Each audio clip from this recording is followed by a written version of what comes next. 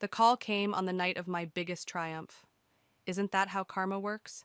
Just when you think you've finally proven everyone wrong, life throws you a curveball that makes you question everything.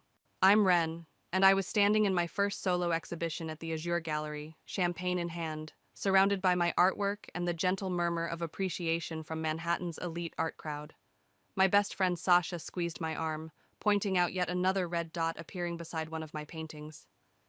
"That's the 8th one tonight," she squealed. God, your dad would eat his words if he could see this. I forced a smile, but the mention of my father still stung, even after 5 years. "Let's not go there tonight, Sash." Corey, my partner and the gallery owner, approached with a broad smile. "The critics are loving it, babe. That piece about urban isolation, they're calling it a masterpiece." I should have been ecstatic. This was everything I'd worked for since walking away from my father's empire. Tony Lawson, CEO of Lawson Industries, hadn't spoken to me since the day I told him I was choosing art school over business school. "You're throwing away your future," he'd said, his voice cold as steel. "Don't expect any support from me." My phone buzzed in my clutch. Unknown number. I usually ignored these, but something made me step away from the crowd and answer. "Is this Ren Lawson?" A woman's voice, professional but gentle. "Yes, speaking." "This is Dr. Wells from Mount Sinai Hospital. I'm your father's physician. I know this is unexpected, but your father has been diagnosed with acute myeloid leukemia. He needs a bone marrow transplant, and we've tested all immediate family members. You're his only viable match." The champagne glass slipped from my hand, shattering on the polished concrete floor.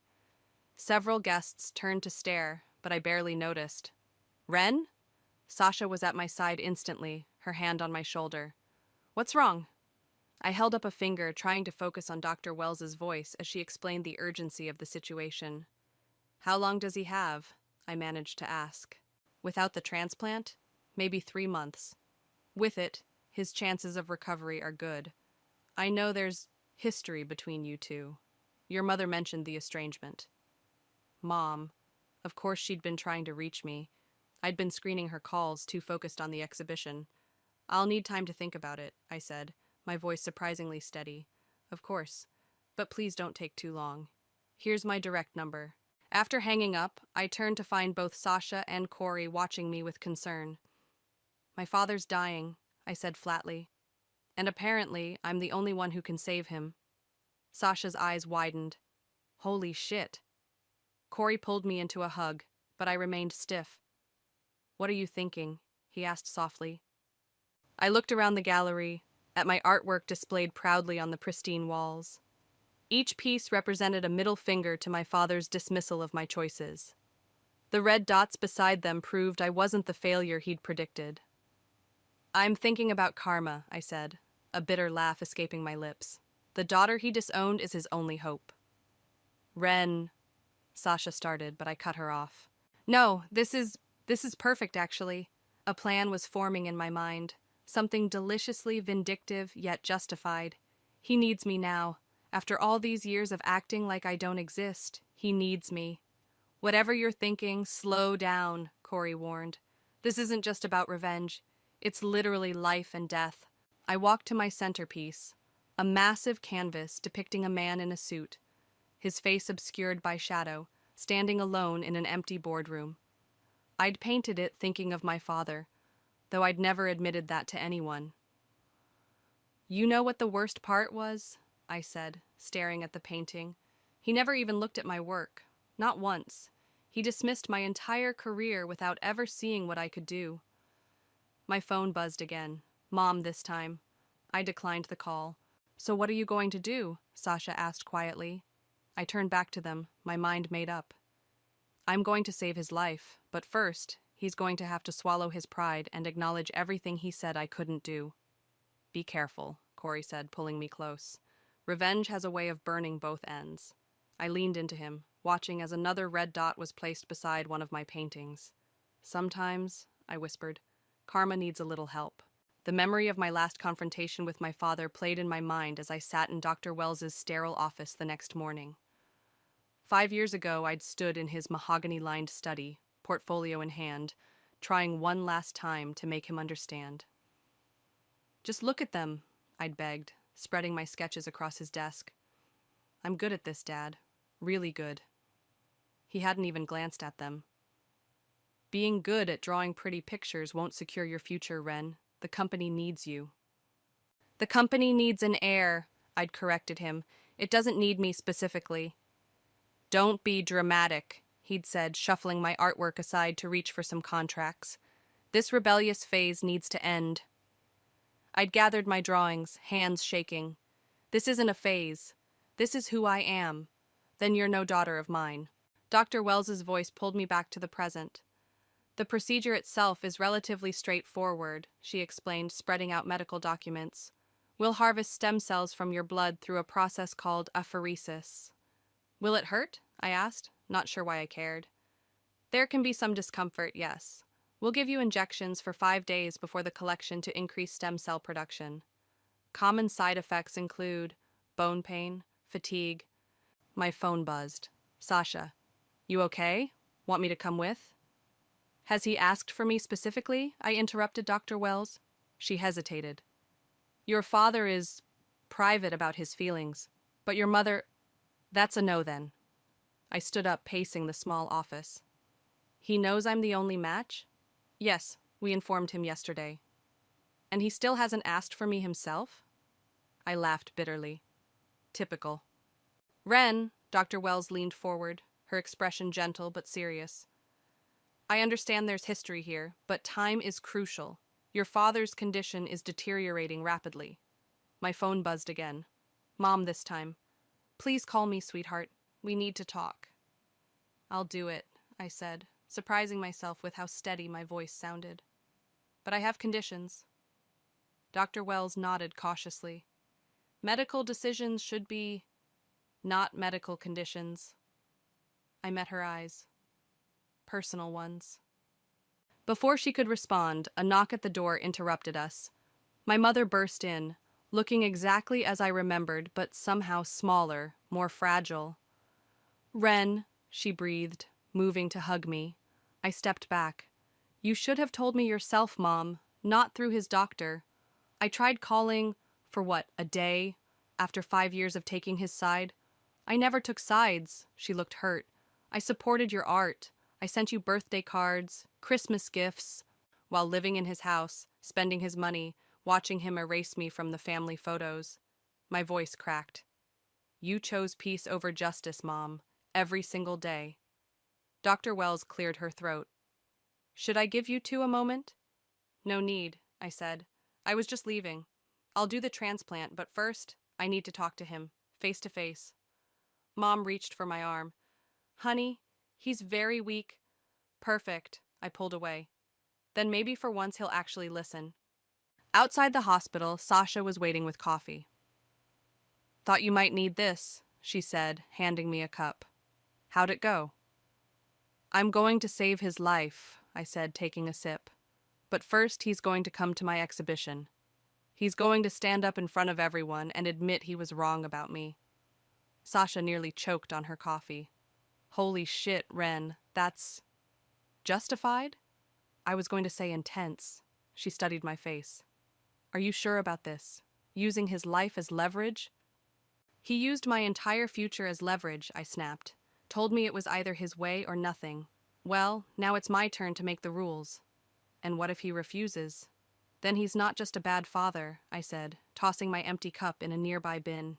He's a proud fool who'd rather die than admit he was wrong about his daughter.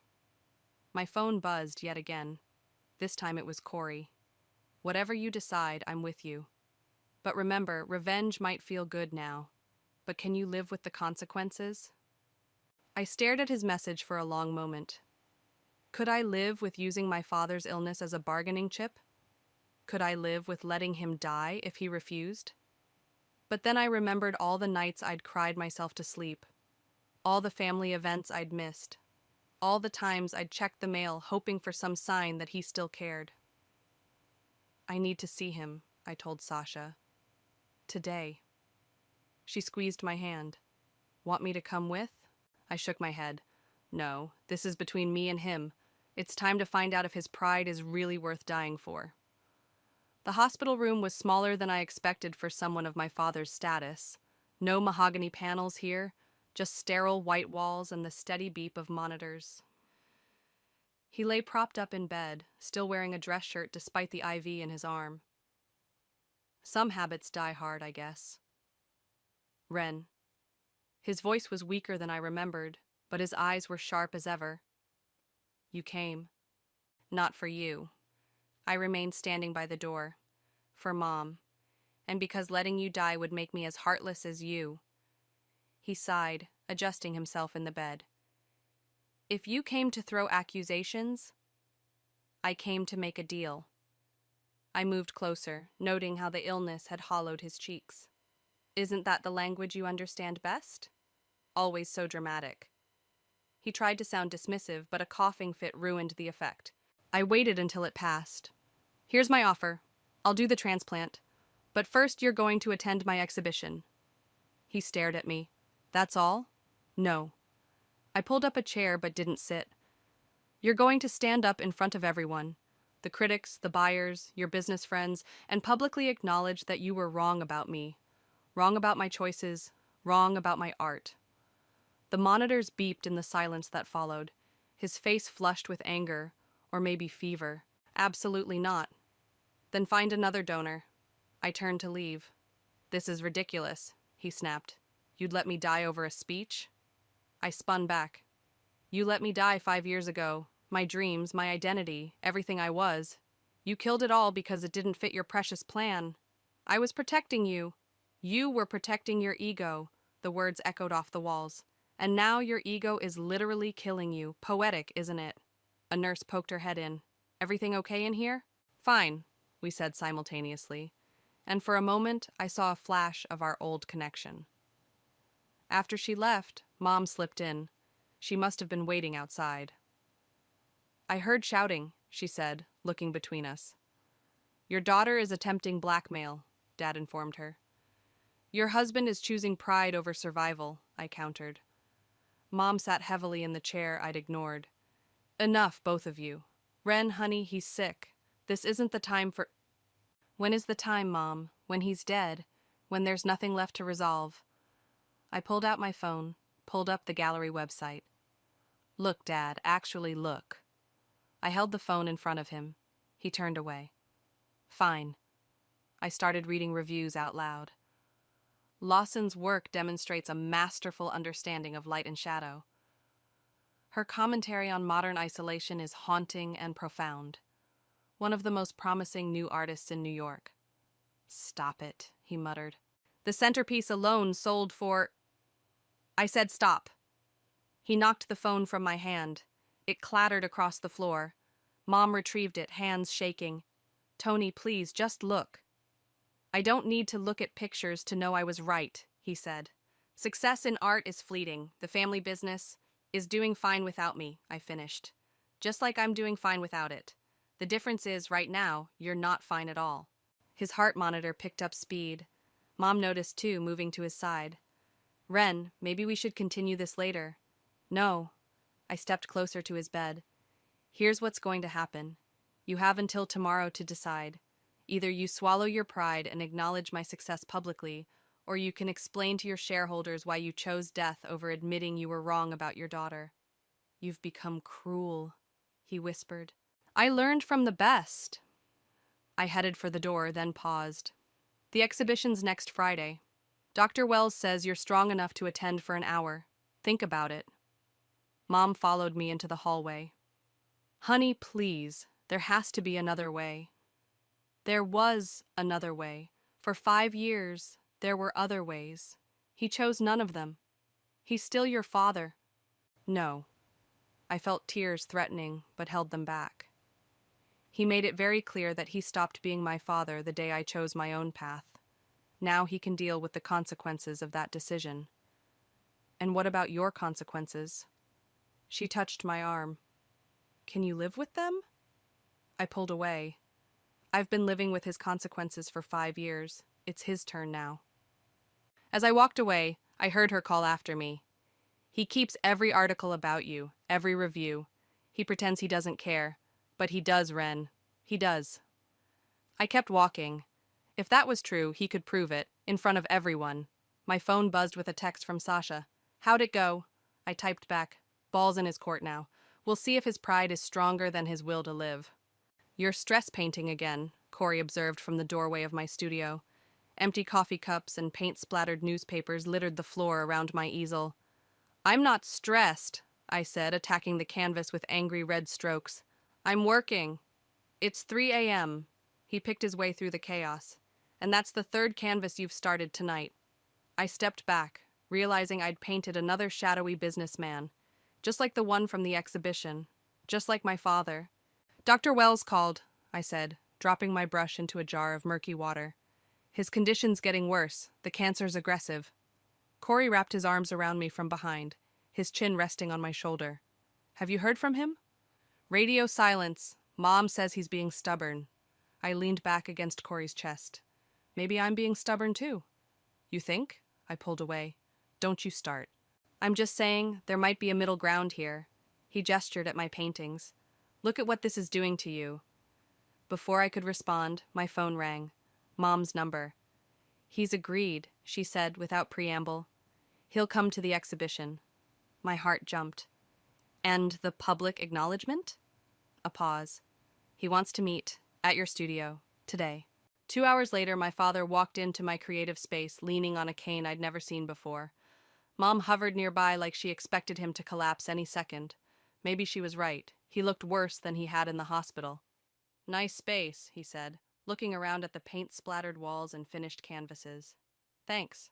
The rent's reasonable since it's not in a mahogany-lined skyscraper. He winced at the jab but continued moving through the studio, stopping at each painting, actually looking at them. Finally. These are... He cleared his throat. These are quite good. I know. I crossed my arms. So, you wanted to meet? He turned to face me.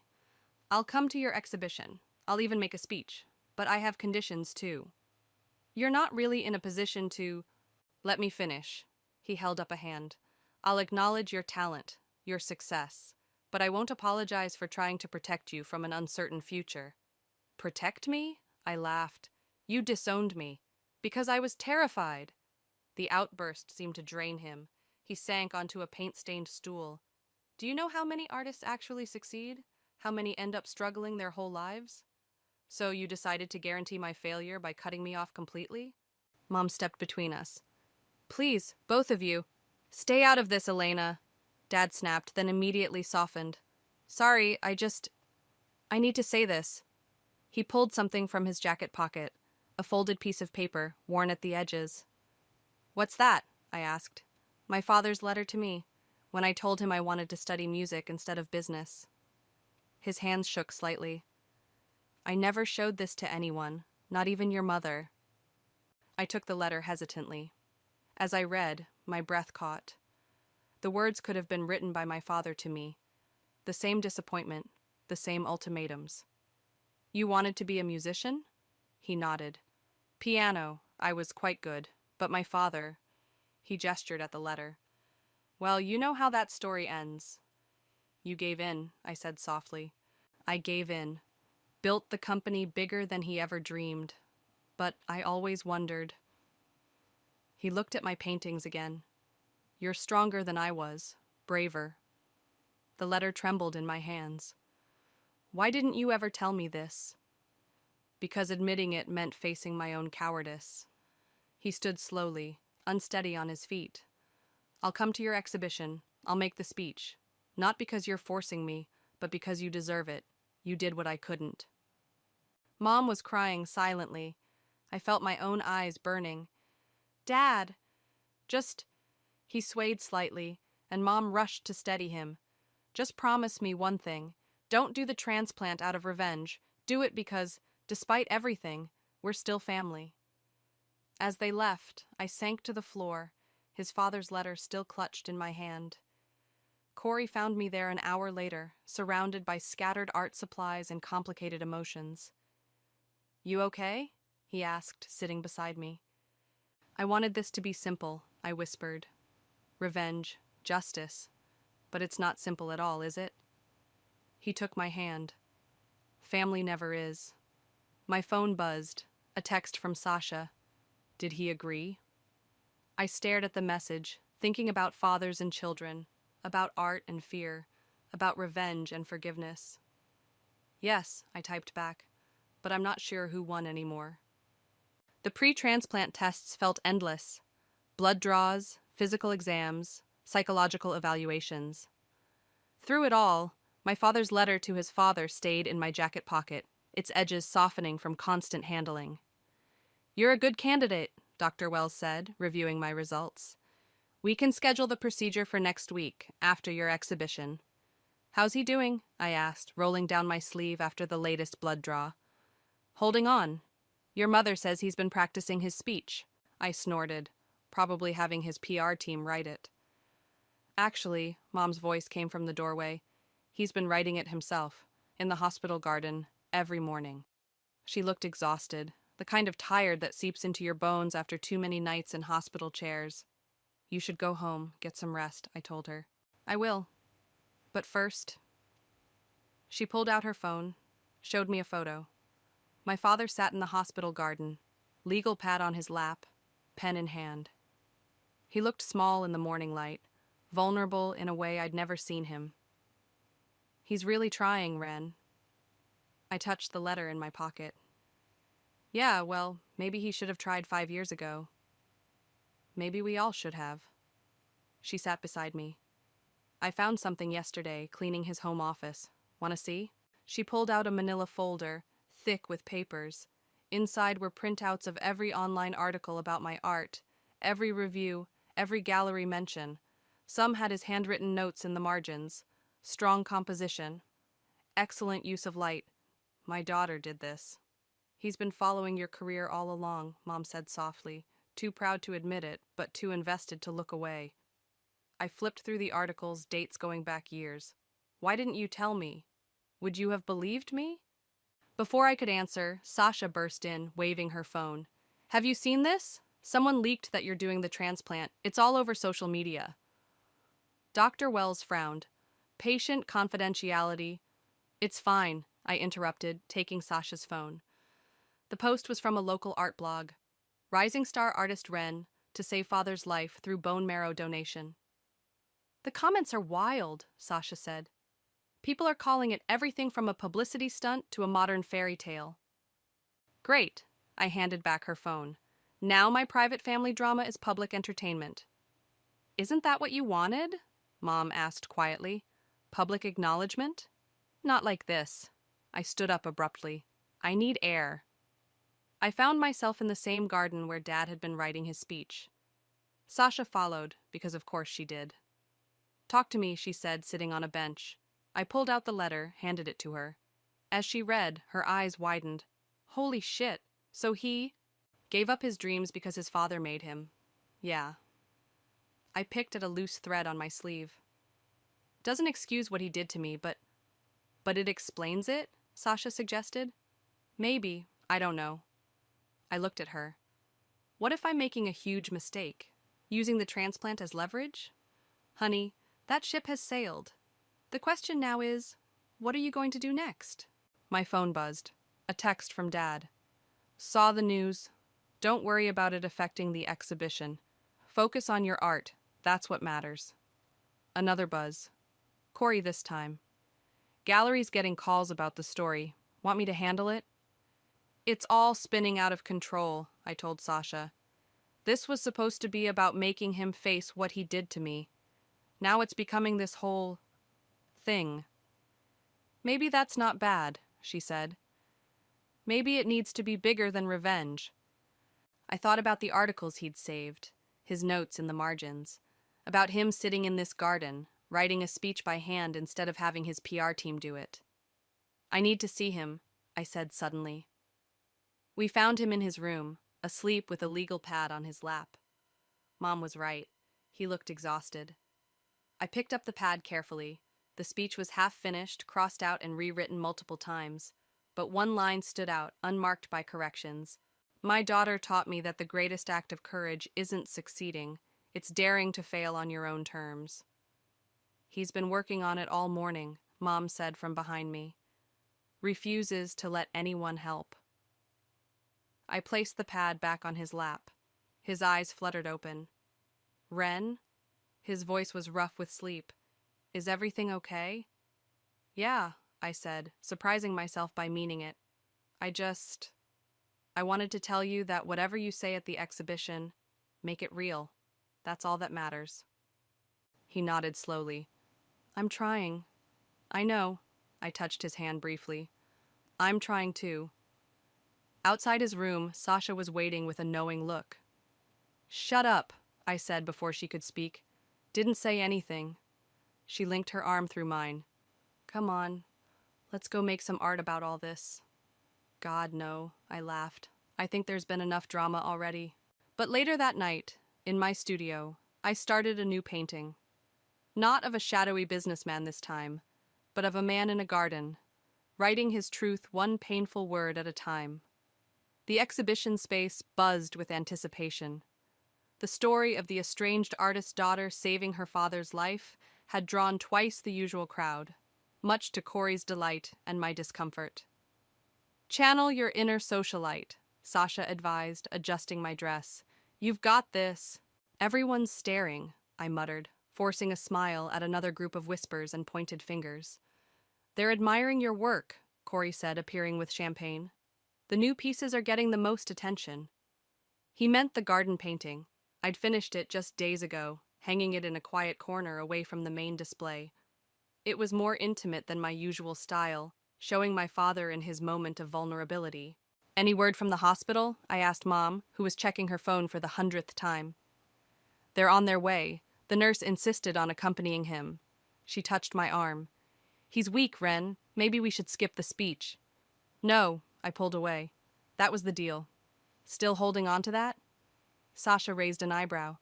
After everything? Before I could respond, a reporter approached. Ren, can you comment on the timing of your father's illness and your rising success in the art world?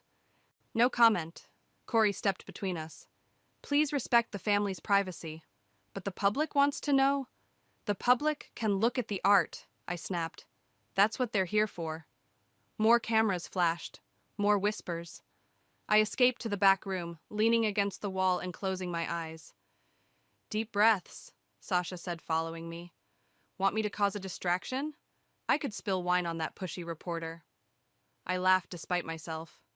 Thanks, but he's here. Mom appeared in the doorway.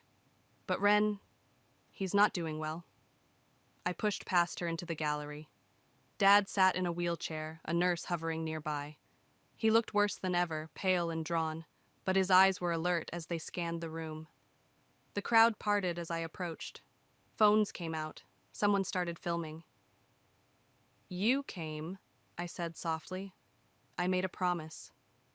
His voice was barely audible. Show me? I wheeled him through the gallery, past my older works, the ones he'd never seen. He commented on each one, asking questions about technique and inspiration. His observations were surprisingly astute. You really did follow my career, I said as we reached the garden painting. He stared at it for a long moment. Is that how you see me now? It's how you are. We both are. I knelt beside his wheelchair. Dad, maybe we should skip the speech. You're not well. No. He gripped my hand with surprising strength. I need to do this. Help me up. The nurse protested, but he was already struggling to his feet. Corey quickly brought over a microphone and small platform we'd set up. The gallery fell silent as my father stood, shaking but determined. Cameras raised. Mom grabbed my hand. My daughter, he started, then coughed. The nurse moved forward, but he waved her away. My daughter Ren is an artist. 5 years ago, I told her this was a mistake, that she was throwing her life away. He paused, breathing heavily. I found myself holding my breath, too. I was wrong. His voice grew stronger. I see that now, looking at these walls, at what she's created. But my greatest mistake wasn't doubting her talent. It was letting my fear for her future destroy our present. Tears rolled down Mom's cheeks. Sasha squeezed my shoulder. I stand here today not because of a deal or an ultimatum, but because I'm proud. Proud of the artist she's become. Proud of the woman who had the courage I never did. He turned to face me directly. Proud to call you my daughter, if you'll still have me as your father. The room erupted in applause. Cameras flashed, but I barely noticed because Dad was swaying dangerously. I reached him just as his knees buckled. The nurse rushed forward with the wheelchair. I did it, he whispered as we lowered him down. I kept my word. You did great, I said, wiping tears I hadn't realized were falling. Now let's get you back to the hospital. Wait. He pulled a folded paper from his jacket. My father's letter. Keep it. Remember that breaking cycles takes courage. As the nurse wheeled him out, reporters swarmed forward with questions. Corey and Sasha ran interference while Mom followed the wheelchair. I stood alone in the gallery, clutching 2 generations of letters about fathers and children and broken dreams. The revenge I'd planned felt hollow now, replaced by something more complicated, but also more real. My phone buzzed. Dr. Wells. Transplant scheduled for tomorrow morning. Are you ready? I looked at the garden painting, at the man writing his truth. Yes, I typed back. We both are. The transplant room was colder than I expected. Dad lay in one bed while I settled into another, both of us wearing matching hospital gowns that seemed designed to strip away any pretense of dignity. Last chance to back out, Dr. Wells said, though we all knew I wouldn't. Just don't mess up my painting arm, I joked weakly. Dad turned his head toward me. Ren, I need to tell you something before... Save your strength, I interrupted. We have time. No. He struggled to sit up straighter. I need to say this now, in case... Don't you dare. My voice cracked. No deathbed confessions allowed. The nurses bustled around us, inserting IVs, checking monitors. Mom stood in the corner, clutching her purse like a lifeline. She'd aged 10 years in the past week. The exhibition, Dad continued, ignoring my protest. What I said, it wasn't just for show. I've been reading about your work for years, every article, every review. I know. Mom showed me the folder. No, not just the folder. He coughed. I went to your first show, stood in the back. You were so confident, so sure of yourself. Just like you, Mom finished softly. A nurse approached with the first round of medications. This might make you drowsy, she warned. Wait, Dad said. There's more. The day you left, after you stormed out, I looked at your portfolio. My breath caught. What? The sketches you left on my desk. I looked at every single one. They were brilliant. His voice grew fainter as the medication took hold. I was just too proud to admit I was wrong. Why didn't you tell me? But his eyes were already closing. He's been carrying that guilt for 5 years, Mom said, moving to my bedside. Maybe that's punishment enough. Dr. Wells appeared with another syringe. Ready? I nodded, watching the clear liquid enter my IV. The room started to blur around the edges. Mom? I reached for her hand. Will you tell me about Dad, when he played piano? She smiled through tears, stroking my hair like she did when I was small. He was amazing. Used to play late at night when he thought everyone was asleep. Chopin was his favorite. Her voice faded as the drugs pulled me under. I dreamed of music and paint, of letters and gardens, of fathers and daughters trying to break free of inherited fears. When I surfaced, Sasha was there, scrolling through her phone. Welcome back, Sleeping Beauty, she grinned. You'll never guess what's trending. Please tell me they didn't film the transplant. No, but your gallery painting? The one of your dad in the garden? It's gone viral. People are calling it Redemption in Green. Pretentious much? How is he? I tried to sit up, but the room spun. Stable. The doctors are optimistic. She helped me with some water. Corey's been fielding calls from collectors all morning. Apparently, family drama is good for business. Great. My pain is profitable. Hey, she grabbed my hand. Stop that. This stopped being about pain the moment you saw those articles he saved. Admit it. This is about healing now.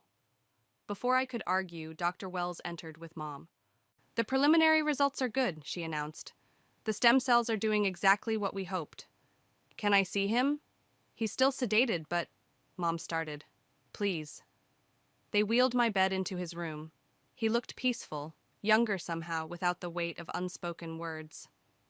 I found something else, Mom said, pulling out her phone. Listen. She pressed play. Piano music filled the room, Chopin's Nocturne in E-flat major. The recording was old, slightly scratchy. Dad? She nodded. From college, before he gave it up. He was good, I whispered. The best, she agreed. Just like you with your art. We're not so different, are we? I watched his chest rise and fall. Both trying to live up to impossible expectations. Both breaking free in your own ways, Sasha added. Mom played another recording, this one of a livelier piece. In his bed, Dad's fingers twitched slightly, muscle memory dancing across invisible keys. When he wakes up, I said, I want to paint him playing, not in the garden this time, at a piano. He'd like that, Mom smiled. And maybe, I hesitated. Maybe he could teach me, if he wants to. Sasha wiped away a suspicious moisture from her eyes. Look at you, going from revenge to piano lessons. Character development much? Shut up, I laughed, then winced as the movement pulled at my IV. In the other bed, Dad stirred slightly. His monitors beeped steadily, strong and sure, like a metronome keeping time for a piece we were just learning to play together. Rest, Mom said, seeing my eyes grow heavy again. You both have plenty of time now. As I drifted off, Chopin's notes wrapped around us like a promise of second chances, of new beginnings painted in shades of forgiveness. The piano notes drifted through my childhood home, hesitant but determined. I followed the sound to the living room, where Dad sat at his newly restored baby grand, fingers moving carefully over the keys. You're rushing the middle section, I said, setting my art supplies down. He smiled without stopping. And you're late for your lesson. Gallery meeting ran long. Apparently, Redemption in Green is being featured in Modern Art Quarterly. The music faltered. That's the garden piece? Mm-hmm. I unpacked my sketchbook. Keep playing. I need to catch your hands at the right angle. He returned to the piece, Chopin, always Chopin, while I sketched. The afternoon sun caught the silver in his hair, the slight tremor in his recovered hands. You're staring, he noted. Artist's prerogative. I smudged a shadow with my thumb. Besides, you stared at my work for 5 years without telling me. Fair enough. He hit a wrong note, cursed softly. It's harder than I remembered. Starting over usually is. The front door opened and Mom's voice called out, I brought dinner! Sasha and Corey are here too. Perfect timing, Dad said, closing the piano lid. I need a break. Giving up already? I teased. He gave me a look. Resting. There's a difference. Sasha burst in, carrying takeout bags. Ooh, are we finally getting a piano concert? Not today, Dad and I said simultaneously. Creepy, Sasha stage whispered to Corey, who was setting up plates. They're starting to sink. Mom arranged the food while I cleared away my art supplies. Dad moved to help, but his hands shook slightly. I've got it, I said quietly. I'm not made of glass, Ren. No, but you are recovering from major surgery and a 3-hour piano session. I gestured at the couch. Sit. He sat, but not without grumbling. When did you become the parent? When you decided to nearly die on me. The room fell silent. We didn't talk about that much. The transplant, the fear, the uncertainty. It was still too raw. Speaking of parenting, Corey broke the tension. Show them, babe. I pulled out my phone, opened the email I'd received during the gallery meeting. Remember that arts education initiative I mentioned? They want me to run their youth program, teaching kids from underprivileged backgrounds. Ren, that's wonderful, Mom exclaimed. It's part-time, I continued, watching Dad's reaction. So I can still paint, still do exhibitions, but also give back, you know? Dad nodded slowly, teaching the next generation to be brave. Braver than we were, I agreed. Oh, Sasha jumped up. Show them the other thing. I shot her a look, but she was already pulling the rolled canvas from my art bag. Sasha, they'll love it. Dad leaned forward as she unfurled the painting.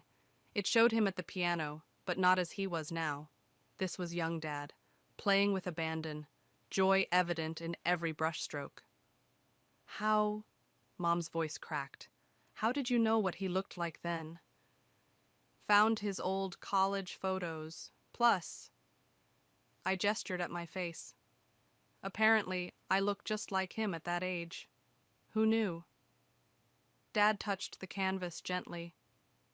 Is this for your office? I finished. If you want it. Kind of a thank you for the piano lessons. Even though I'm a terrible teacher, especially because you're a terrible teacher. He laughed, then grew serious. I don't deserve this. Maybe not. I sat beside him. But that's not why I painted it. I painted it because I wanted to capture the moment before fear won, before you gave up your dreams. I didn't give them up, he said softly. I just passed them on, in a different form. Sasha pretended to gag. Okay, enough emotional growth. Can we eat before the food gets cold? We gathered around the coffee table, passing containers, sharing stories. Mom insisted on hearing about the youth program. Corey talked about the gallery's expansion plans. Dad complained about his physical therapy while secretly looking pleased at his progress. As the evening wound down, he returned to the piano. This time the notes were stronger, more confident. I picked up my sketchbook again. Still staring, he noted. Still drawing, I countered. We've got a lot of lost time to capture. The music swelled, filling the room with possibilities. Not of what could have been, but of what could still be. Hey, Dad? I'm glad you were wrong, about art being a mistake. His fingers never stopped moving across the keys. I'm glad you were strong enough to prove it. I started a new sketch, this one of the present moment. Family gathered close, music in the air, the future an empty canvas waiting to be filled. Not with revenge or regret, but with second chances, played in perfect time.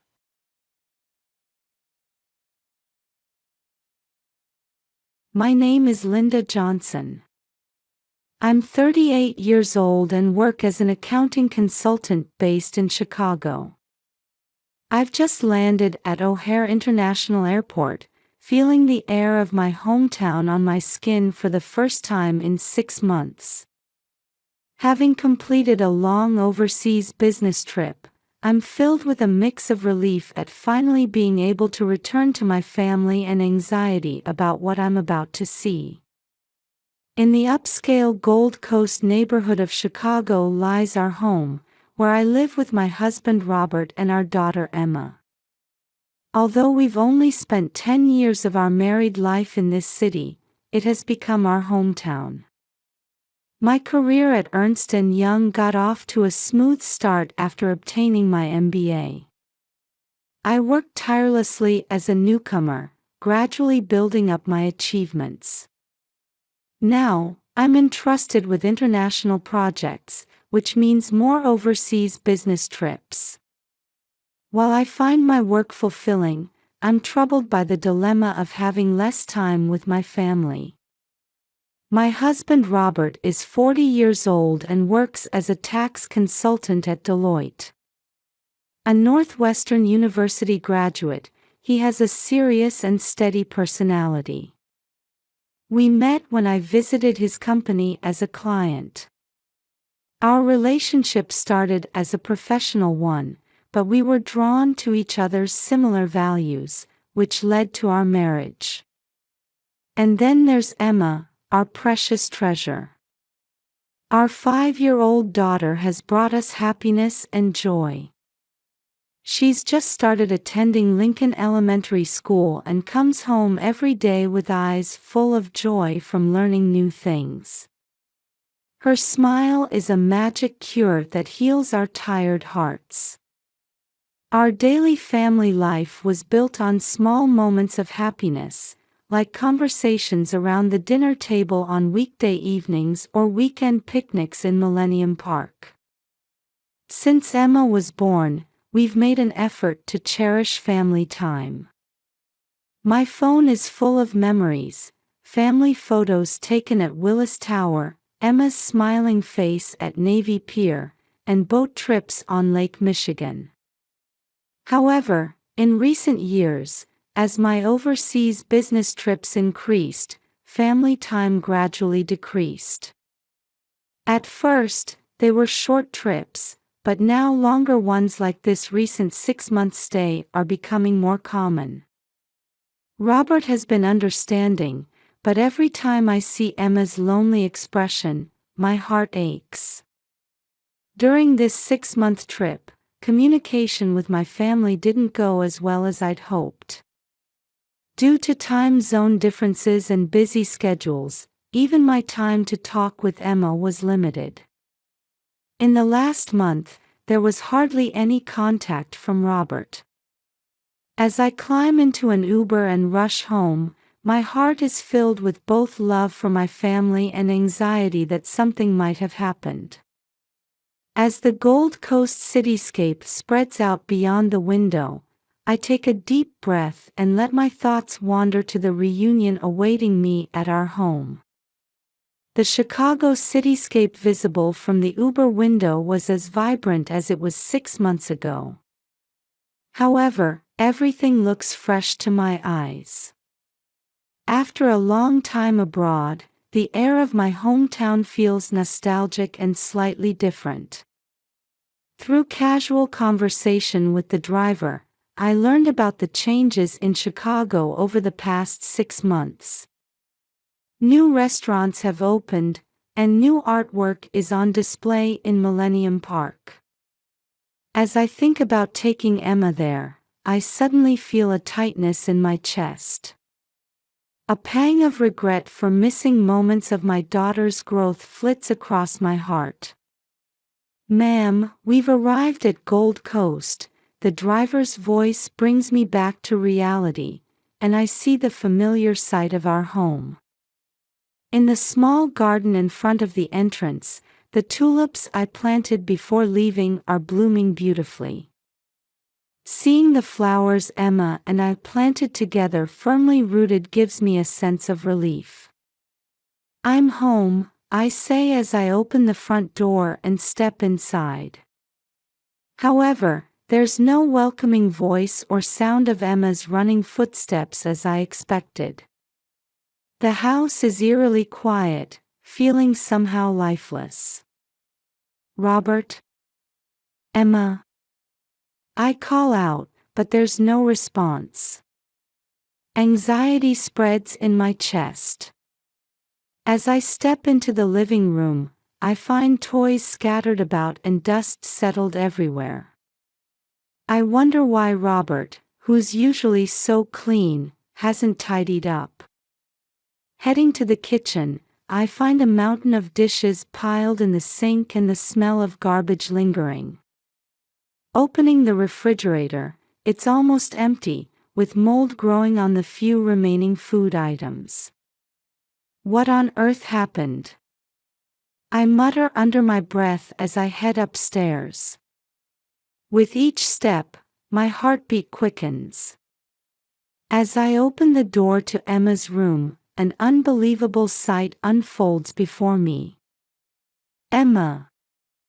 On the bed lies Emma, emaciated and listless. Her cheeks are sunken, there are dark circles under her eyes, and her skin has turned pale. When I call out to her, Emma opens her eyes slightly and says in a faint voice, "Mommy. I'm hungry." Those words make my heart feel like it's about to burst. I quickly lift Emma up, shocked by how light she feels. Her body is nothing but skin and bones. There's no trace of the active, healthy daughter I said goodbye to 6 months ago. "It's okay, Emma. Mommy will take care of everything." While holding Emma close, I search for Robert. There's no answer when I knock on the master bedroom door. Fearfully opening the door, I find Robert in a drastically changed state. His beard is overgrown, his hair disheveled, and his eyes vacant. Robert sits on the bed, staring at the wall like a doll. "Robert. What happened? Why is Emma?" Even when I call out to him, Robert doesn't react. He just repeats in a faint voice. Ashley. Why? Why did you leave me? Ashley. The unfamiliar name confuses me. But now is not the time to think about that. Emma's life is in danger. I take out my cell phone and quickly call an ambulance. While explaining the situation to the operator, I continue to hold Emma close. It's okay, Emma. Mommy's here. Everything will be all right. As I look at Emma's emaciated body, I struggle to hold back my tears.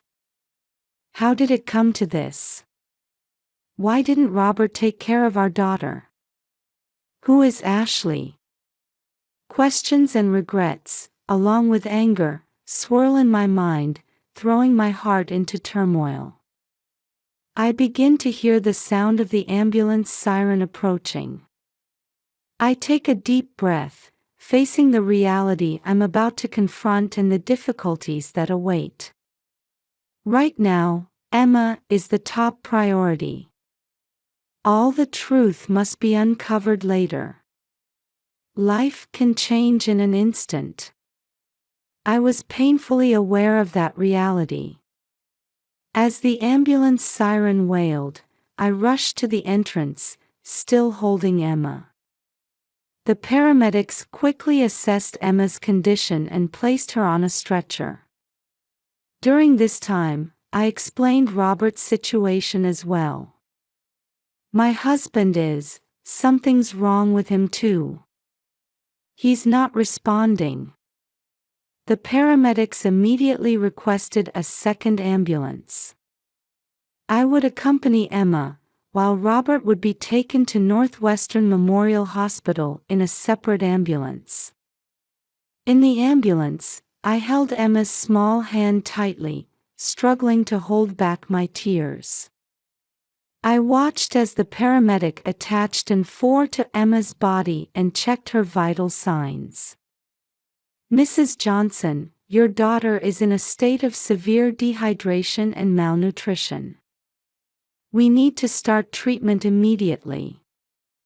I could only nod silently at the paramedic's words. Upon arrival at the hospital, Emma was immediately taken to the pediatric intensive care unit, while Robert was taken to a protective room in the psychiatric ward. As I watched over Emma's treatment, I explained the situation to the doctors. When I returned from a 6-month overseas business trip, I found them in this condition. Dr. Sarah Thompson, Emma's attending physician, listened to my story seriously. Mrs. Johnson, Emma's condition is serious, but there's a chance for recovery with proper treatment. She'll need to be hospitalized for a while, but we'll do our best. Dr. Thompson's words gave me some relief, but my feelings were still complex. Once Emma's treatment was underway, I went to check on Robert's condition. Dr. Michael Brown, the psychiatrist, explained Robert's state to me. Robert seems to be in a severe state of depression. We're also seeing signs of alcohol and drug addiction. He'll need detailed examinations and treatment. Hearing these words, I was shocked.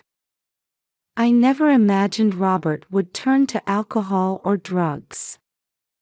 Linda, I recommend contacting your family and friends for support. Don't try to handle this situation alone. Following Dr. Brown's advice, I contacted my parents and Robert's parents. Everyone was shocked and agreed to come to the hospital immediately. A few hours later, after confirming that Emma and Robert's conditions had temporarily stabilized, I decided to return home. I thought I might find some clues if I searched the house more thoroughly. Back at home, I was once again appalled by the state of disarray.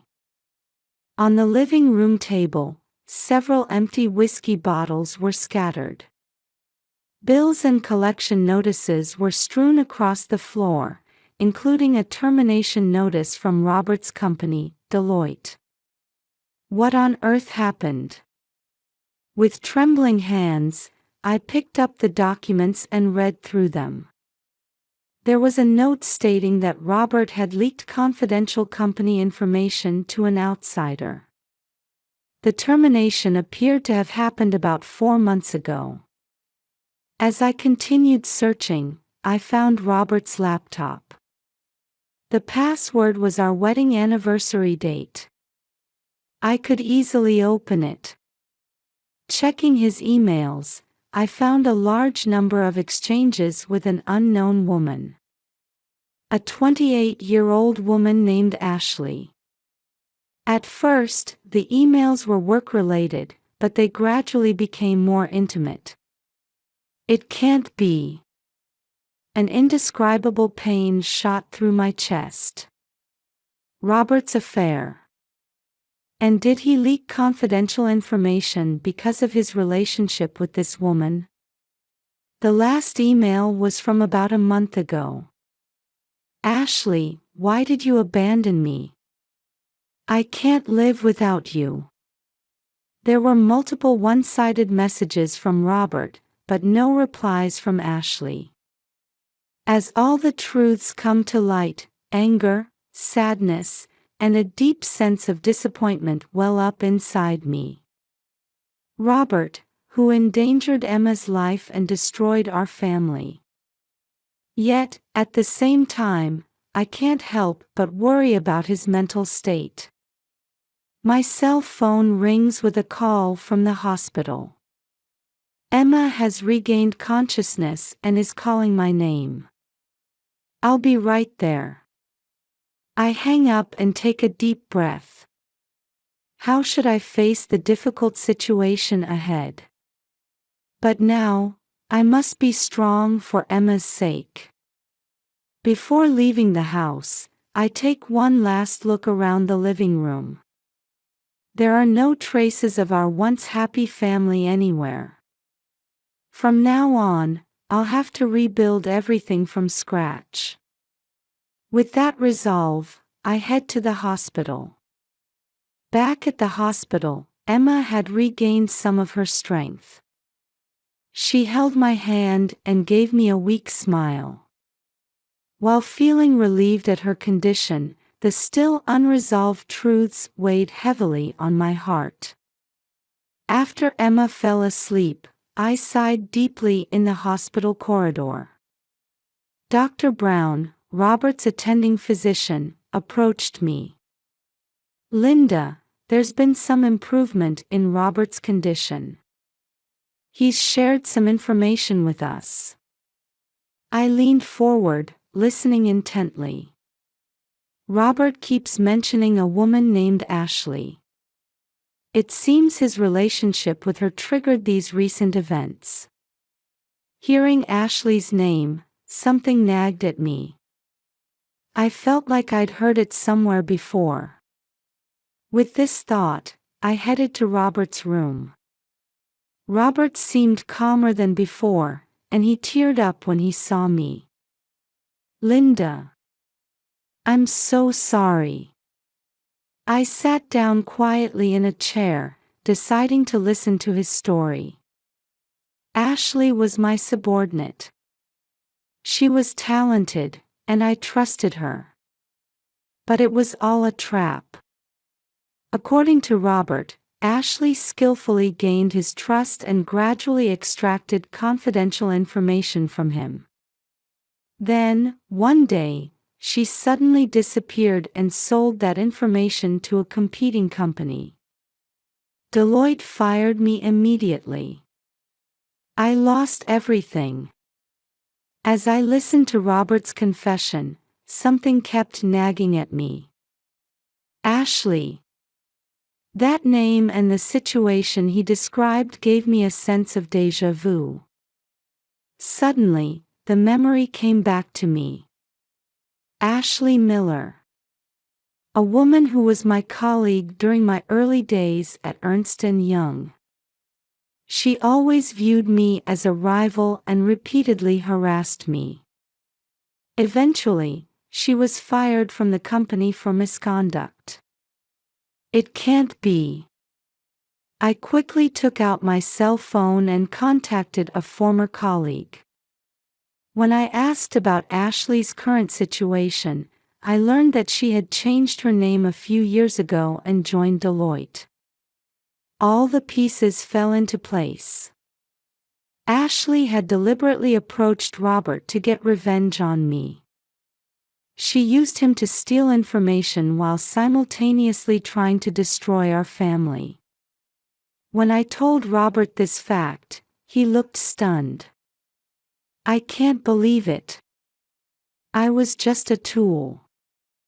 Tears welled up in Robert's eyes. However, anger and sadness were swirling in my heart. I couldn't forgive him for endangering our family and making Emma suffer. The next day, I met with James Wilson, a trustworthy lawyer. I explained the entire situation to him and sought his advice. Linda, this is a complex case. Robert's actions are indeed serious, but he's also a victim in a way. James continued, carefully choosing his words. However, we must prioritize your child's welfare. In the current situation, it's dangerous to entrust Emma's care to Robert. I nodded deeply. Emma's safety is the top priority. Let's proceed with the divorce. At the same time, we need to consider legal action against Ashley. At James's words, I steeled my resolve. To protect my family and start a new life, I must face these difficulties. Please, James. Proceed with the divorce proceedings. My voice was shaking, but my determination was firm.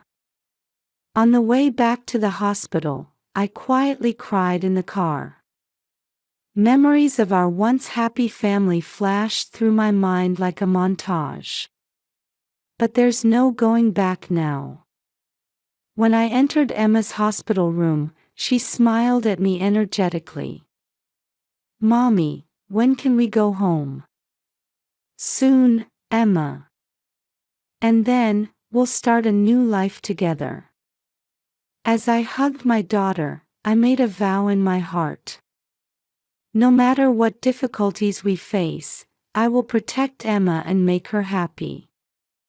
And I will walk strongly into our new life as mother and daughter. On the day of Emma's discharge, I faced Robert in the hospital corridor. His eyes were filled with remorse.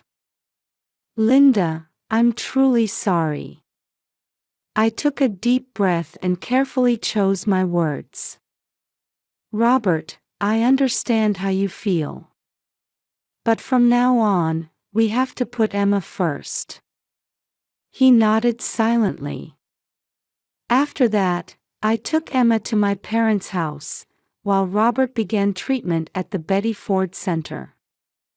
A few days later, I was at James Wilson's law office, finalizing the details of the divorce proceedings. Linda, I've submitted the divorce petition to the Cook County Circuit Court.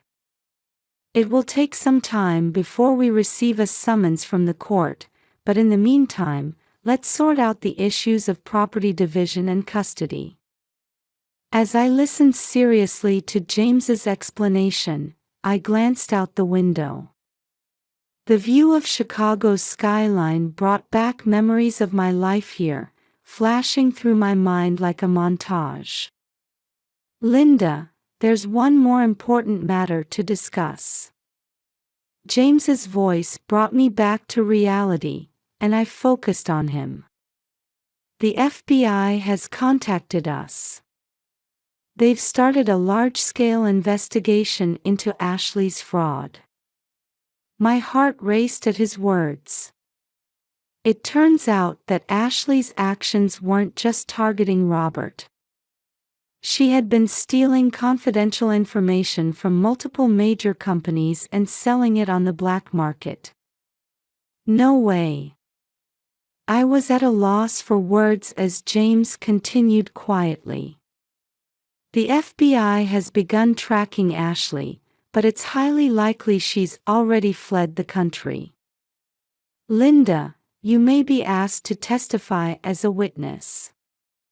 That night, after putting Emma to bed, I sat alone in the living room, reflecting on the events of the past few weeks. Suddenly, my cell phone rang. It was an unknown number. Hello, this is Linda Johnson. Linda, it's me. Ashley. I caught my breath at the sound of her voice.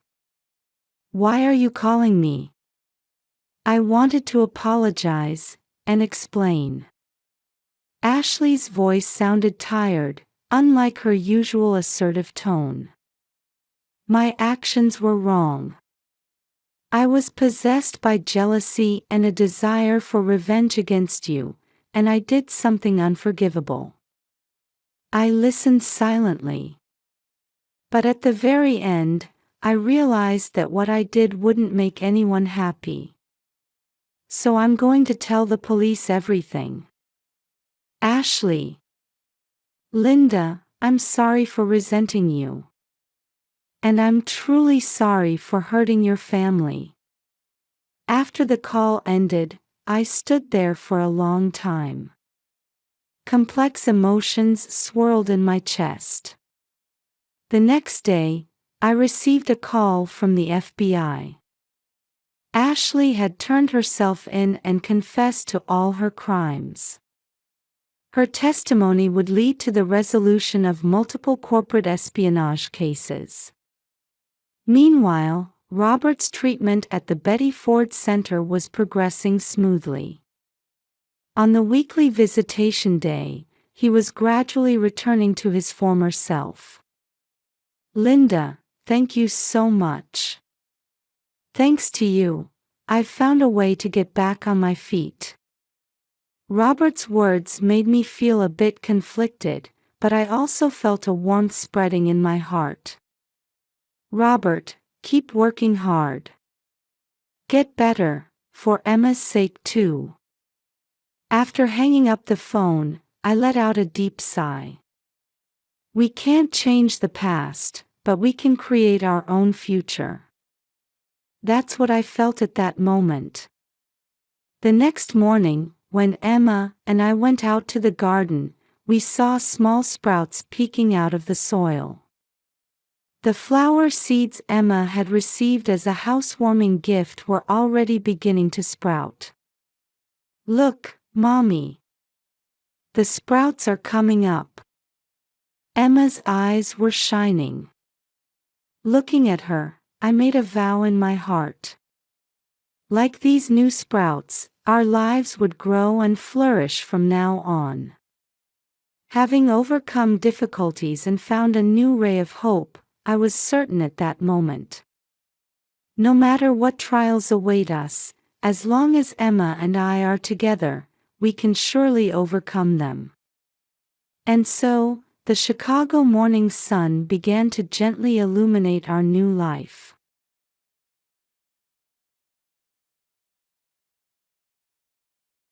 I, Martha Johnson, live in a quiet residential area on the outskirts of Columbus, Ohio. Even at 62, I continue to serve as the organist at our local St. Mary's Church. On Sunday mornings, it's my routine to greet neighbors on my way to church. Good morning, Martha. Looking forward to your lovely playing today, Ellen Cooper from next door calls out. Thank you, Ellen. I've prepared something special for today, I reply with an inward smile. Music is my life, and playing at church is a precious bond with the people in this town. When I return home, my daughter Sarah, 35, is preparing breakfast in the kitchen. "Welcome back, Mom. How was your performance today?" Sarah asks. "It went very well. Everyone seemed to enjoy it," I answer, looking around for my grandson Tommy, 8. "Is Tommy still sleeping?" "Yes, he was practicing piano late last night," Sarah replies. Indeed, Tommy is our family's treasure. Despite losing his sight in an accident at the age of 2, he possesses an astonishing musical talent. Every time I hear his piano playing, my heart fills with warmth. Sarah's husband, John, 37, comes down the stairs. "Good morning, everyone. Martha, how was your performance today?" "It was wonderful, John," I reply, watching the happy faces of my family. However, I don't miss the occasional shadows that cross Sarah and John's expressions. Are they remembering Tommy's accident? At breakfast time, Tommy finally wakes up. "Good morning, Grandma," he smiles at me. His smile is as bright as the sun, lighting up the whole room. "Good morning, Tommy. How was your piano practice yesterday?" I ask, and Tommy's face lights up. "It was great. I can play the new piece much better now," he answers happily. Our daily lives revolve around Tommy's music. The neighbors also recognize Tommy's talent and often offer words of encouragement. Just the other day, when I met Mrs. Richardson at the supermarket, she said, "Martha, I'm looking forward to Tommy's recital. That child's talent is truly special." Indeed, Tommy's talent is special. But more than that, what I'm proud of is his positive attitude and willingness to work hard. Despite losing his sight, he never gives up and puts his all into music. This attitude gives courage and hope not only to our family but to the people in this community. At night, the sound of Tommy playing the piano echoes throughout the house. As I listen to the beautiful melody, I think about his future. Surely, a wonderful life awaits him. Believing this, I vow to continue supporting him. On Tommy's 5th birthday, our family prepared a special gift. We had the old upright piano in the living room professionally tuned. "Tommy, happy birthday. This is your present," I said, and Tommy carefully approached the piano and touched the keys. I'll never forget the expression on his face at that moment. It was a radiant look, a mixture of curiosity and joy, as if he had discovered a new world. "Grandma, is this a real piano?" "For me?" Tommy asked excitedly. "Yes, Tommy. It's a special piano just for you," I answered, and Tommy happily began pressing the keys. From that day on, Tommy's interest in the piano grew stronger day by day. Every day, as soon as he got home from school, he would sit at the piano and play with the sounds. I watched over Tommy's interest and gradually began teaching him the basics of piano. We started with simple scales and gradually progressed to simple tunes. Surprisingly, Tommy's progress was beyond imagination. He quickly memorized the songs I taught him and went on to tackle more difficult pieces. His fingers danced over the keys, producing beautiful melodies. "Martha, Tommy's talent is truly remarkable," Sarah said one day. However, I sensed some complex emotions behind her words. John was the same. Tommy, you're amazing.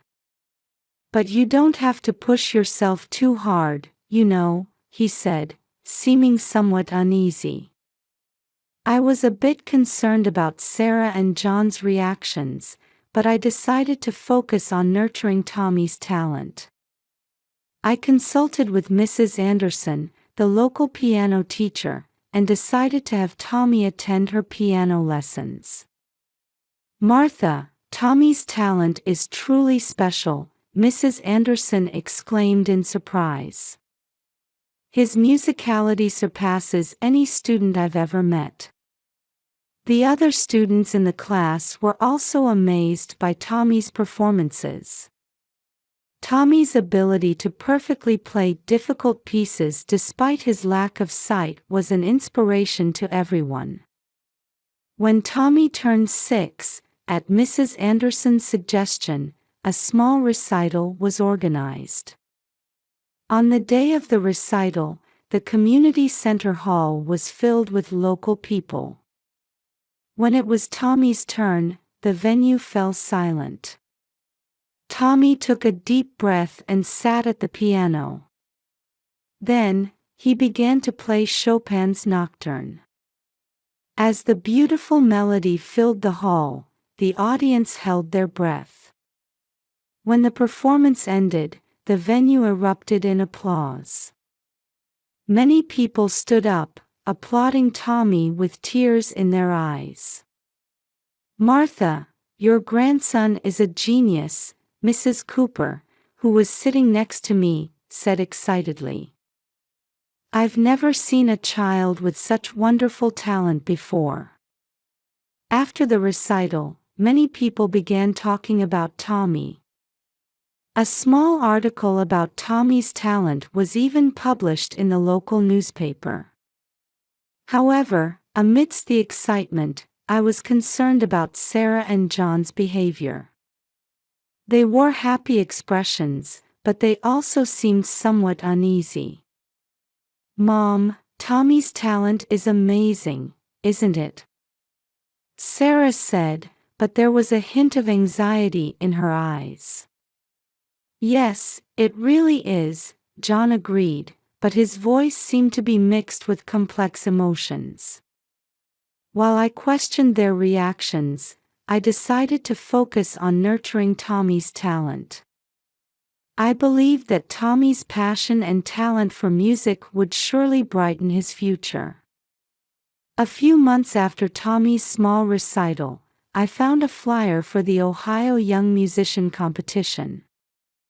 This contest is a prestigious event that serves as a big challenge for young musicians in the state. "Tommy, would you like to enter this competition?"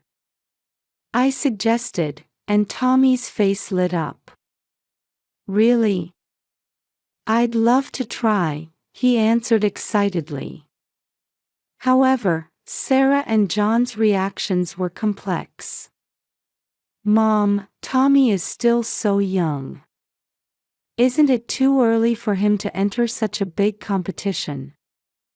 Sarah said worriedly. "That's right.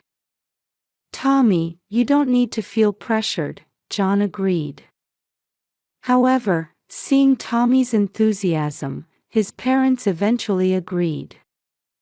And so, we began preparing for the competition. Tommy's practice became more intense than ever. He practiced for an hour before school in the morning, 2 hours after school, and another hour at night, without fail every day. "Grandma, I want to play this part more expressively. How should I do it?" Tommy would ask. I listen carefully to his playing and offer advice. "Well, Tommy, why don't you try playing this part a bit slower and let each note resonate more?" Tommy listens seriously and immediately tries it. His concentration and desire to improve always amaze me. However, As the practice continued, a change appeared in Sarah and John's attitude.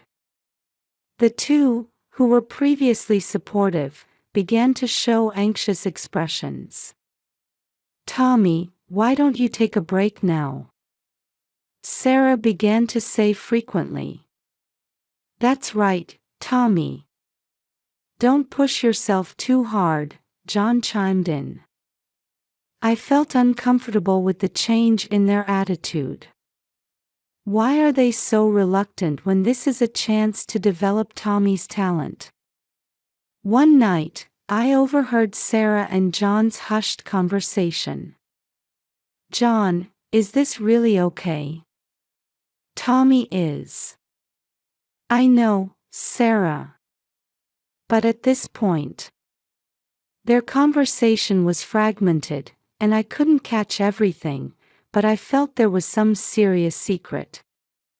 As the competition approached, Tommy's anxiety also grew. "Grandma, do you think I can play well?" he asked worriedly. "You'll be fine, Tommy. You've practiced enough. Have confidence," I encourage him. However, the atmosphere in the family became more tense day by day. Sarah and John began to show guilty expressions whenever they saw Tommy practicing. "Tommy, you've practiced enough. Why don't you take a break?" Sarah would say. "That's right. Why don't you try getting interested in something other than music?" John would suggest. Tommy looked confused. "But I like the piano. I want to enter the competition." I didn't understand the cause of this family tension. Why can't they wholeheartedly rejoice in their son's great success? Are they hiding something? On the night before the competition, we had dinner as a family. The atmosphere around the table was heavy, with little conversation. "Tomorrow is a big day, Tommy," I said, and Tommy nodded nervously. "Yes, Tommy. Do your best," John said, but his voice lacked energy. Sarah remained silent, continuing her meal. In my heart, doubts grew larger and larger. Does this family have some serious secret? And is it somehow related to Tommy's talent? When we got home, I made up my mind. I must find out the truth from Sarah and John soon. For Tommy's sake, and for our family's sake. The day after the competition, a celebration for Tommy's victory was to be held at the local community center. I headed to the center early in the morning to help with the preparations. "Martha, congratulations. Tommy's talent is truly amazing," Mrs. Cooper called out to me. "Thank you. This result is thanks to everyone's support," I replied. The venue was decorated with handmade banners and Tommy's photos, creating a celebratory atmosphere. Tables were laid out with cakes and snacks donated by the local bakery. At 2 p.m., the victory celebration began. People from the community, Tommy's school friends, and teachers arrived one after another. Everyone offered warm words to Tommy, praising his talent. "Tommy, your performance was truly wonderful. I'm looking forward to your future activities." Tommy responded to people's words a bit shyly, but happily. However, I was concerned about Sarah and John's behavior. The two were standing in a corner of the venue, looking uneasy. Occasionally, they would look at Tommy with anxious eyes. As the celebration reached its midpoint, the host encouraged Tommy to give a speech. "Now, let's hear a few words from our winner, Tommy. As the venue fell silent, Tommy stood in front of the microphone. He took a deep breath and began to speak. "Everyone, thank you for coming today.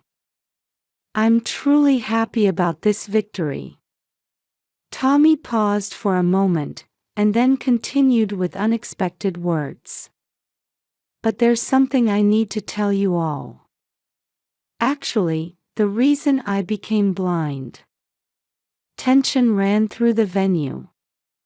I could see Sarah and John's faces turning pale. Actually, it wasn't an accident.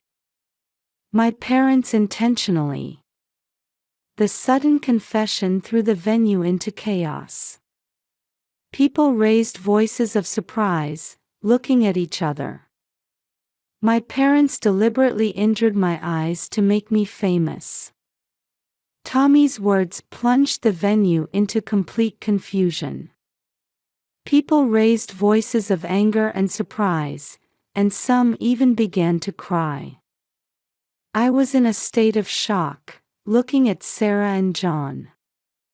The two were pale-faced and trembling. Suddenly, Sarah cried out, "No. That's not." However, her words were drowned out by the commotion in the venue.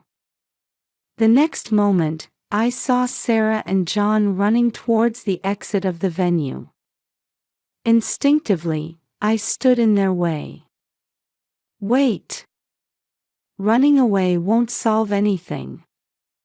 At my voice, the two stopped. Sarah collapsed in tears, and John stood dazed. At that time, someone seemed to have called the police, as the sound of sirens could be heard. The police arrived and began to assess the situation.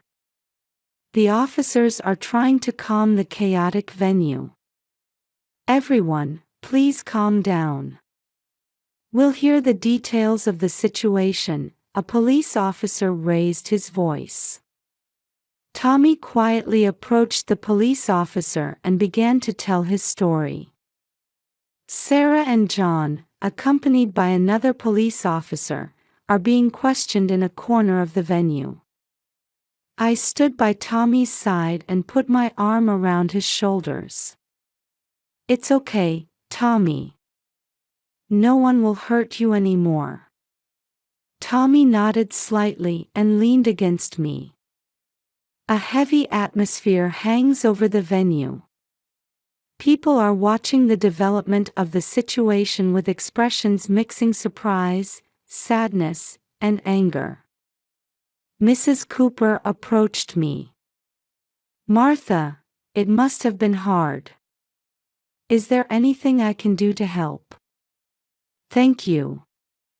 For now, I just want to stay by Tommy's side," I answered. The police decided to take Sarah and John to the station. As the two got into the police vehicle, I watched with complex emotions. Anger, sadness, and a strange emptiness fill my heart. The victory celebration ended in a way no one had expected. People quietly left the venue, but with great shock. I hugged Tommy and began preparing to go home. The days ahead will certainly not be easy. However, now that the truth has come to light, we must take a new step forward. What will Tommy's brave confession bring to our family? The answer is not yet visible. I only clearly decided in my heart to continue protecting and supporting Tommy. Several days have passed since the victory celebration, and a full-scale police investigation has begun. Tommy and I have visited the police station several times to respond to inquiries. "Why did you stay silent until now?" When the detective asked Tommy, he answered in a small voice, "My parents threatened that if I talked, they would put me in an institution. But after winning the competition, I gained confidence. I thought I didn't need to hide anymore. Hearing these words, my heart ached.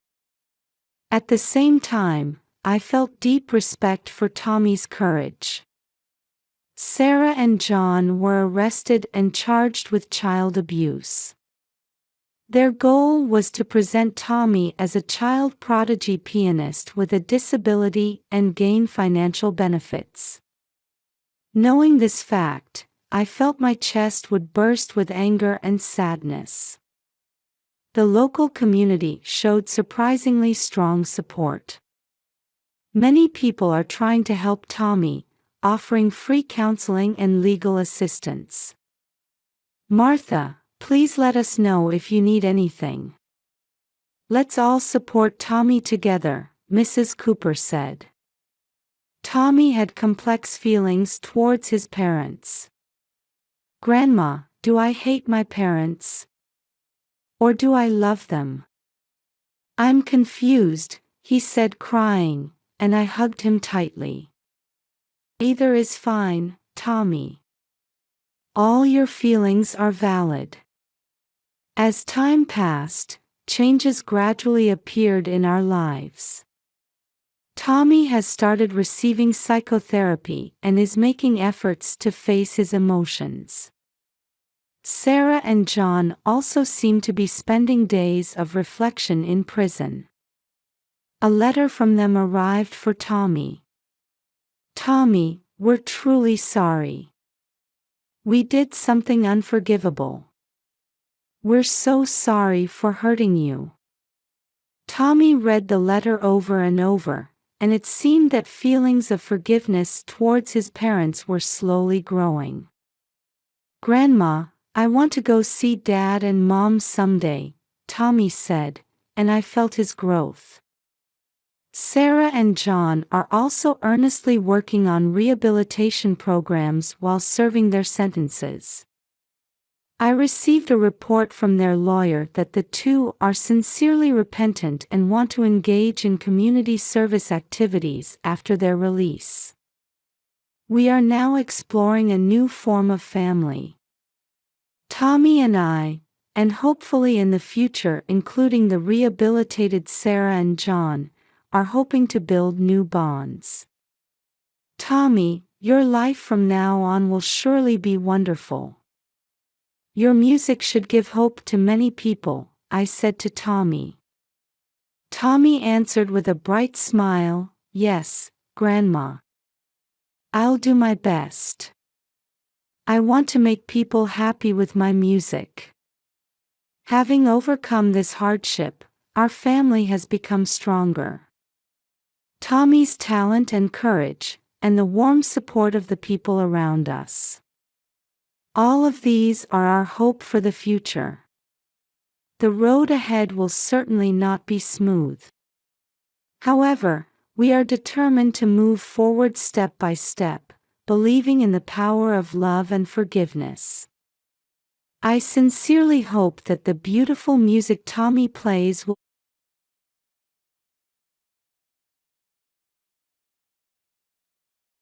I sat by the window, gazing at the bluebonnets blooming in the garden, reflecting on my 10 years with Mike. Our house in the suburbs of Austin, Texas, had a quiet and peaceful atmosphere. But lately, even this tranquil space felt somewhat suffocating. Looking back, my meeting with Mike seemed like fate. It all started when my friend Jessica introduced us just before graduation from the University of Texas at Austin, saying, "You two will definitely get along." Initially, I met him with a casual attitude, but I was immediately captivated by Mike's gentle smile and intellectual way of speaking. "Sarah, will you go out with me?" Mike proposed the day after our graduation ceremony. I still vividly remember the words he spoke with a nervous expression, backlit by the sunset on the Capitol View lawn. At the time, Mike had just started working as an engineer at Dell Technologies. He was well regarded as a promising young employee. My parents also approved of Mike, with his stable profession. My father, in particular, gave his stamp of approval, saying, "He's a fine young man who values traditional Texan values." After 2 years of dating, we held our wedding ceremony at Villa Antica, a popular wedding venue in Austin. The happiness I felt that day still lingers deep in my heart. Mike in his tuxedo, me in my pure white dress, and the many family members and friends who attended. Everything was perfect, like a dream. The early days of our marriage were truly happy. On holidays, we would drive out to Lake Travis, famous for its zip lines, or enjoy music at the live houses on 6th Street. Mike took an interest in my hobbies too, attending cooking classes together and even starting gardening. But after our daughter Emma was born, subtle changes began to appear. At first, it was minor things. Mike's return home got a little later, and he had more weekend work. At the time, I tried to understand, thinking of him as a hard-working husband. "Sorry, Sarah. I'll be late again today." Every time I saw such a message from Mike, a sense of loneliness welled up inside me. But all I could manage was to reply with a smile, "Do your best." I became a full-time housewife, struggling with childcare. Taking care of Emma while managing household chores. Amidst all this, I started participating in a local moms group. The time spent sharing concerns with friends in similar situations became a precious outlet for me. "Sarah, your husband seems so kind." Every time Linda, a friend from the group, said this, I felt conflicted. Yes, Mike was kind. But lately, it felt like that kindness was gradually fading. Outside the window, Emma was playing in the garden. Seeing her innocent smile warmed my heart. But at the same time, anxiety about whether this was okay also welled up. My relationship with Mike, our future life. I stood up with a deep sigh. "Emma, it's snack time." In my voice calling my daughter, I noticed a slightly harsh tone that I hadn't realized was there. From Emma's 7th birthday, our lives began to change dramatically. There had been gradual changes before, but from this point on, things really started to visibly differ. Mike coming home late had become an everyday occurrence. But now, the word "business trip" was frequently heard. At first, I thought his work had just gotten busier. Dell Technologies is a big company, and maybe Mike's abilities were recognized, and he was given more responsible work. That's what I kept telling myself. "Sarah, I've got another business trip. I won't be back until Friday."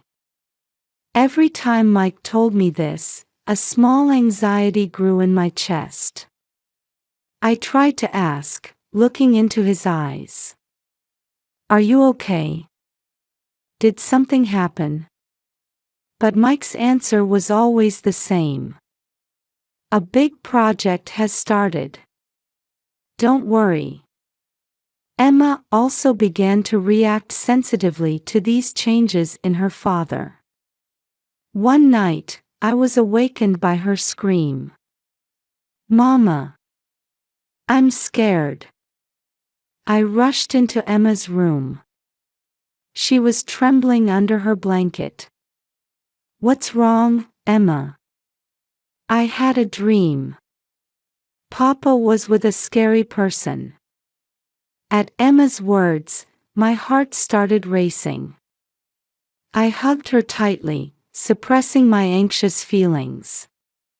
"It's okay, Mama's here."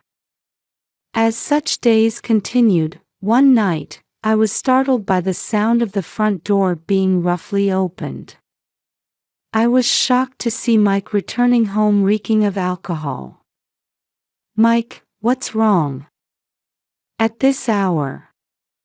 Interrupting my words, Mike shouted. "Shut up. It's my business." Then he suddenly started punching the wall. Seeing Emma, who had jumped up startled by the noise, I made a decision. I couldn't let my daughter be scared anymore. A few days later, unexplained rashes appeared on Emma's body. We had her examined at the local family clinic, but they couldn't determine a clear cause. To be safe, it might be better to have her checked more thoroughly at Dell Children's Hospital. Told this by the doctor, we headed to the renowned hospital in Austin. In the hospital waiting room. While hugging Emma, I called Mike. But again, it went to voicemail. I let out a sigh. "Mama, isn't Papa coming?" I didn't know how to answer Emma's question. Just then, Nurse Jane approached us. "Mrs. Johnson, I'd like to speak with you. Please come this way to this private room."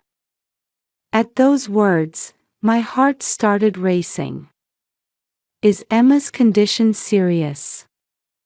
"Dr. Brown, the attending physician, would like to speak with you." Entering the private room, a male doctor in his 50s was waiting with a serious expression. "Mrs. Johnson, I have a question. Have there been any changes in your home recently?" At that question, I was at a loss for words. "Well, nothing in particular."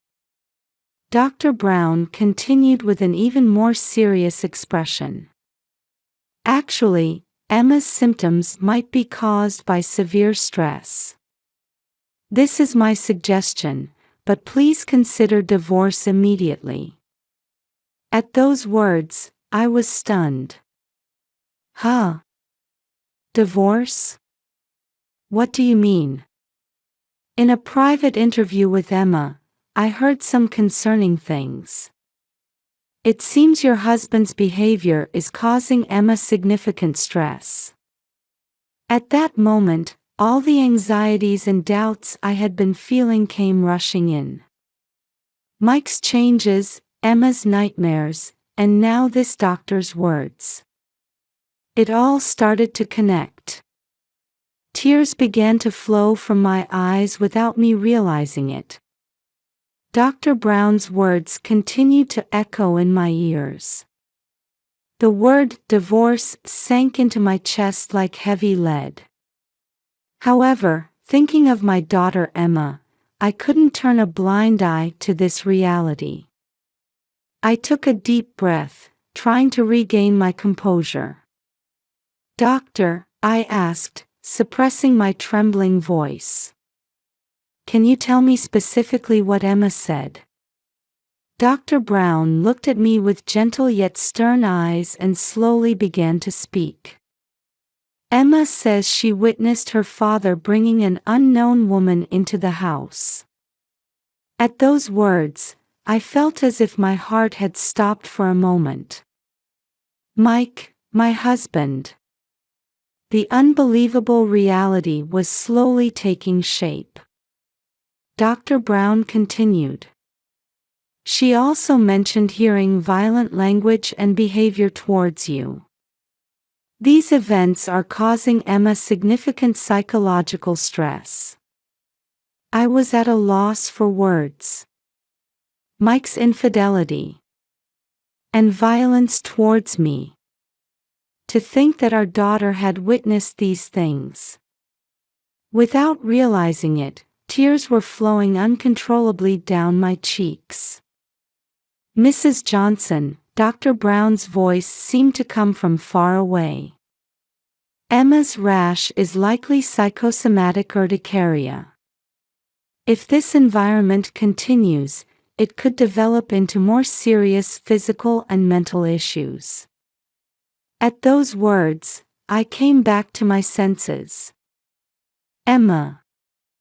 Yes, I had to think of my daughter first. I took a deep breath, trying to calm myself. I understand, I said, putting strength into my voice. For Emma's sake, I'll seriously consider what to do next.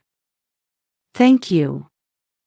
Leaving the examination room, Emma was looking at me anxiously in the waiting room. I put on a smile and approached my daughter. Emma, let's go home. After leaving the hospital, we stopped by a nearby Zatza coffee. I ordered a hot chocolate for Emma and coffee for myself. While Emma was playing in the kids' corner inside the store, I tried to organize my thoughts. Gazing at the people passing by outside the window, the events of the past few years flashed through my mind like a film reel. The happy days, and the recent painful times. My hand holding the coffee cup trembled slightly. Mama, it was delicious, Emma's voice brought me back to reality. I'm glad you enjoyed it, I smiled, but inside, my heart was in turmoil. On the way home, holding Emma's small hand tightly, I had made up my mind. What should I do now? What could I do to protect Emma? The answer was clear, but I needed a little more time to make that decision. Arriving home, I sat on the living room sofa and had Emma sit on my lap.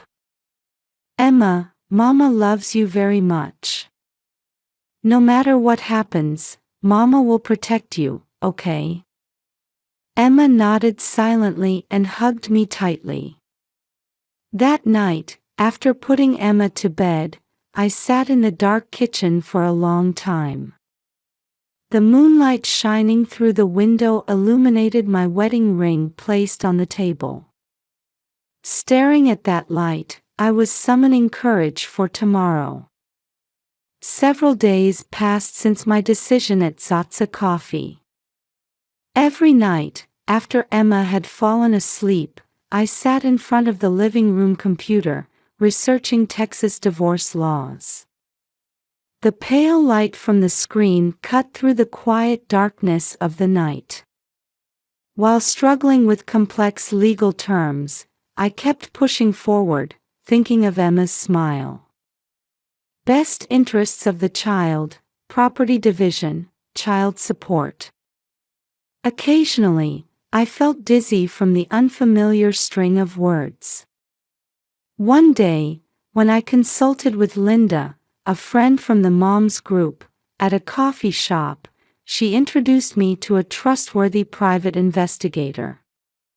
Watching the latte foam slowly disappear, Linda quietly said, "Sarah, if you have evidence, you can protect your and Emma's future. But are you sure this is what you want?" I exhaled deeply and firmed my resolve. Yes, for Emma's sake too, I need to clarify things. Encouraged by Linda's words, I decided to hire the investigator. For the next 2 weeks, my heart was constantly swinging between anxiety and expectation. Even when sending Emma off to school in the morning or putting her to bed at night, a part of my mind was always concerned about Mike. Although Emma's rash had improved slightly, her night crying continued. In the middle of the night, hearing Emma's sobbing from her room, my heart felt like it was being torn apart. Hugging Emma during these times, I questioned my decision over and over again. "Mama, when is Papa coming home?"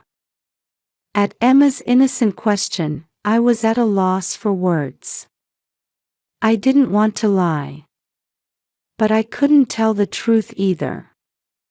Papa is busy. But he's always thinking of you, Emma. My own words sounded somewhat hollow to me. Finally, I received a call from the investigator. I was shopping at the time and stopped in the vegetable aisle of the supermarket. Mrs. Johnson, we've captured decisive evidence. At those words, my heart started racing. I almost dropped the tomato I was holding. The next day, my hand trembled as I opened the envelope from the investigator. Sitting on the living room sofa, I took several deep breaths. What came out of the envelope was a photo of Mike entering the luxury hotel, Driscoll, with a young woman. I gasped. The woman in Mike's arms looked more than 10 years younger than me. Her vibrant smile and Mike's intimate gestures. These images burned into my eyes and wouldn't leave.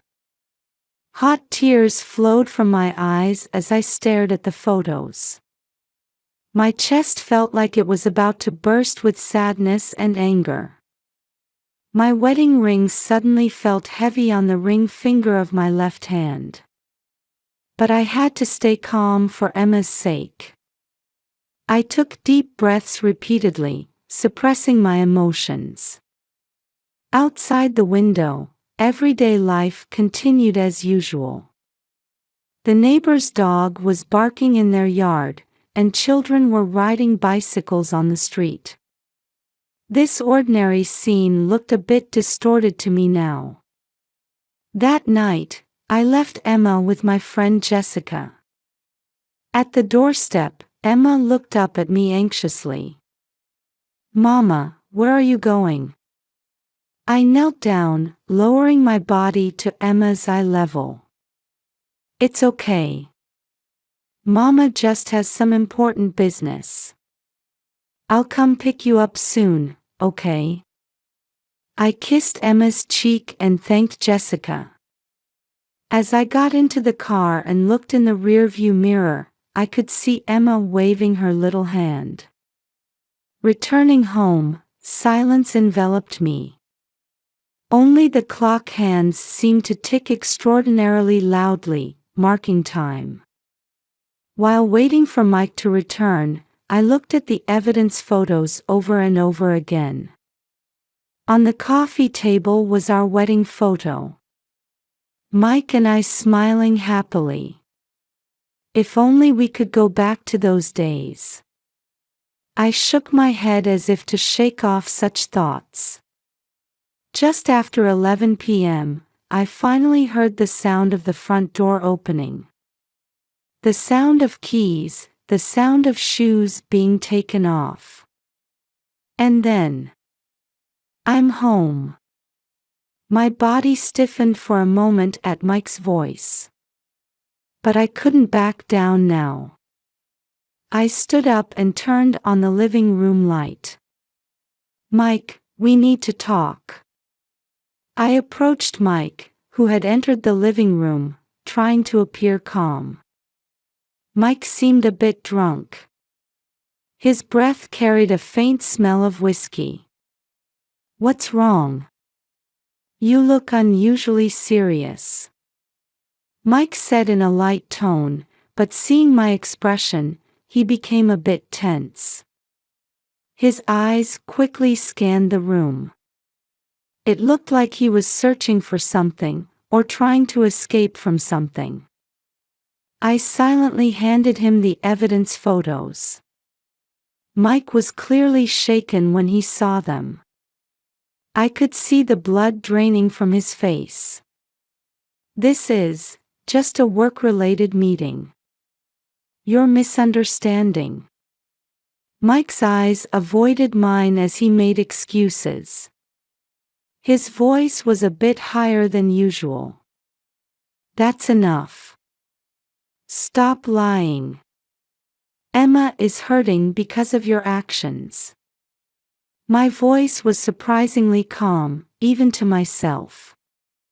Although internally my emotions were swirling like a storm, on the surface I was as cold as ice. Mike tried to continue making excuses, but I cut him off. I've decided to divorce. I think this is best for Emma too. At those words, Mike's expression changed completely. Surprise, anger, and a bit of fear appeared on his face. What?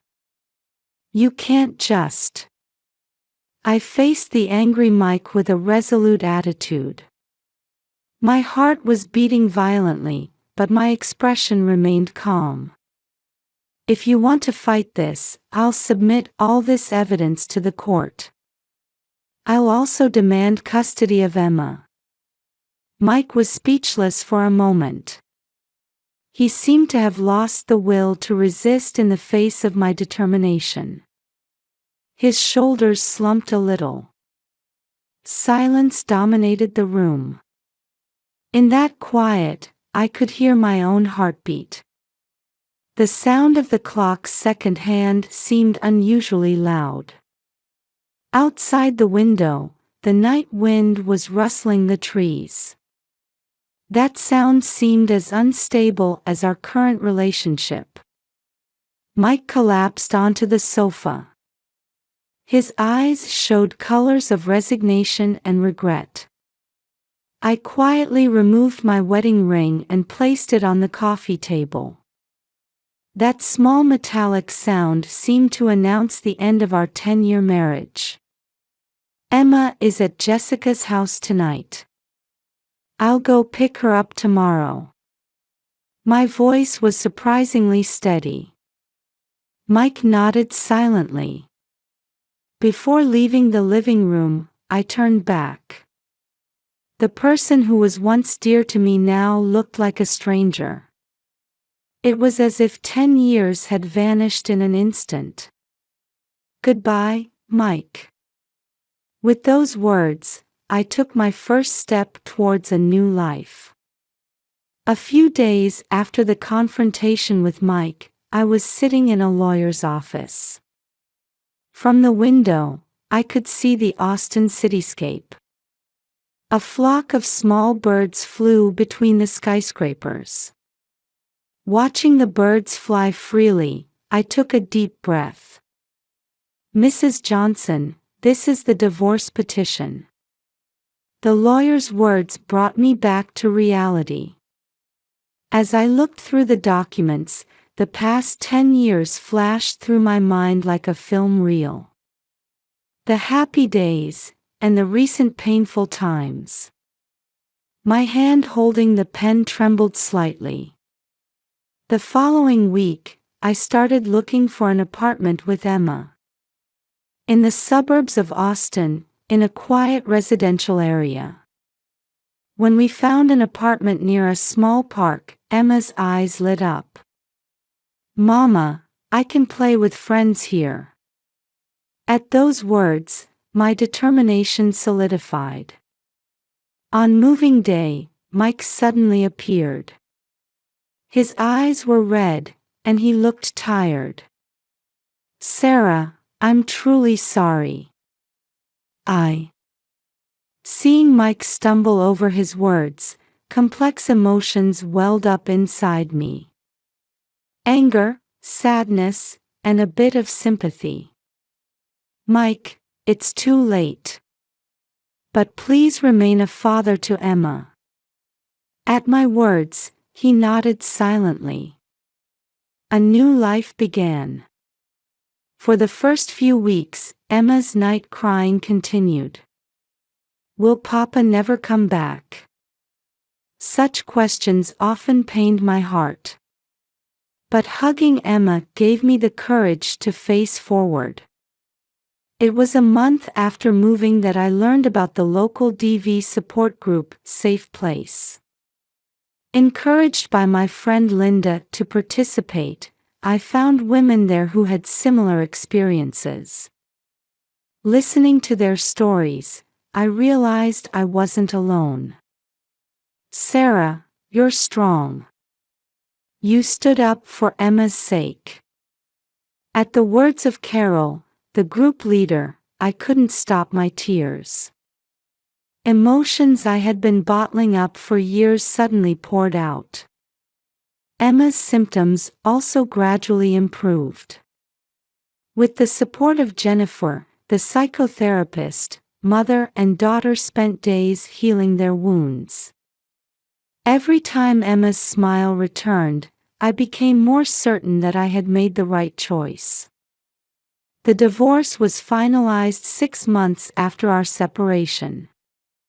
When I faced Mike in court, he looked haggard. Sarah, I'm truly sorry. I did something unforgivable. While harboring complex feelings towards Mike's words, I responded calmly. Mike, we can't change the past. But from now on, please be a good father to Emma. The judge granted me custody of Emma and ordered Mike to pay appropriate child support. Furthermore, Mike's infidelity was recognized, and he was ordered to pay me compensation. What was unexpected was that Mike's affair partner was also ordered to pay compensation. Now you can start a new life, the lawyer said. I let out a sigh of relief at those words. A year passed, and I started a part-time job. Working at a local bookstore, I created a life rhythm that allowed me to participate in Emma's school events. Emma also adapted to the new environment, made friends, and regained her cheerfulness. One day, during volunteer work at Safe Place, a newly participating woman was tearfully recounting her experiences. Watching her, I realized that my experience could be a source of strength for others. In the group session, I stood up. We have all overcome difficulties. That experience becomes the power to help others. I was scared at first too. But I was able to stand up for Emma's sake, and for my own sake. You all have that strength too. At my words, the room fell silent. Then, one by one, people started nodding. At that moment, I felt like I had found my new mission. On the way home, holding hands with Emma, I looked up at the sky. It seemed bluer and wider than before. Mama, let's go get ice cream. I responded with a smile to Emma's innocent grin. Sure, let's go. The door to a new life was opening wide before us. On a crisp spring day, sunlight poured down on Austin's Zilker Park. Sarah, 37, and Emma, 10, were enjoying a picnic on the green lawn. Mama, I'm happy, Emma suddenly murmured. Sarah gently hugged her daughter and smiled, saying, I'm happy too, Emma. 2 years had passed, and Sarah had officially started working at New Hope, an NPO supporting DV victims. Emma had grown into a healthy and active 5th grader, regaining her bright smile. Mike was watching the two from a distance. He had stopped by the park by chance after attending Emma's sports day. After the divorce, he had gone through rehabilitation for alcohol addiction and was now engaged in community volunteer work. Seeing his ex-wife and daughter laughing happily, Mike felt regret but also relief. He quietly approached them and said, Sarah, Emma, hello. Surprised, the two turned to face Mike, who offered them a gentle smile. I'm really glad to see you both so happy. Sarah noticed the change in Mike and nodded slightly. Emma, though a bit confused, honestly conveyed her feelings. "Papa, I'm happy with Mama." Mike gently patted his daughter's head and murmured, "I see. That's good." The three spent a peaceful time together, despite the awkward atmosphere. As they parted, Mike vowed, "I'll keep working hard to be a good father to Emma." Sarah and Emma started walking hand in hand through the twilight park. Watching their retreating figures, a small tear glistened in Mike's eye. A new form of family bond was slowly but surely being woven.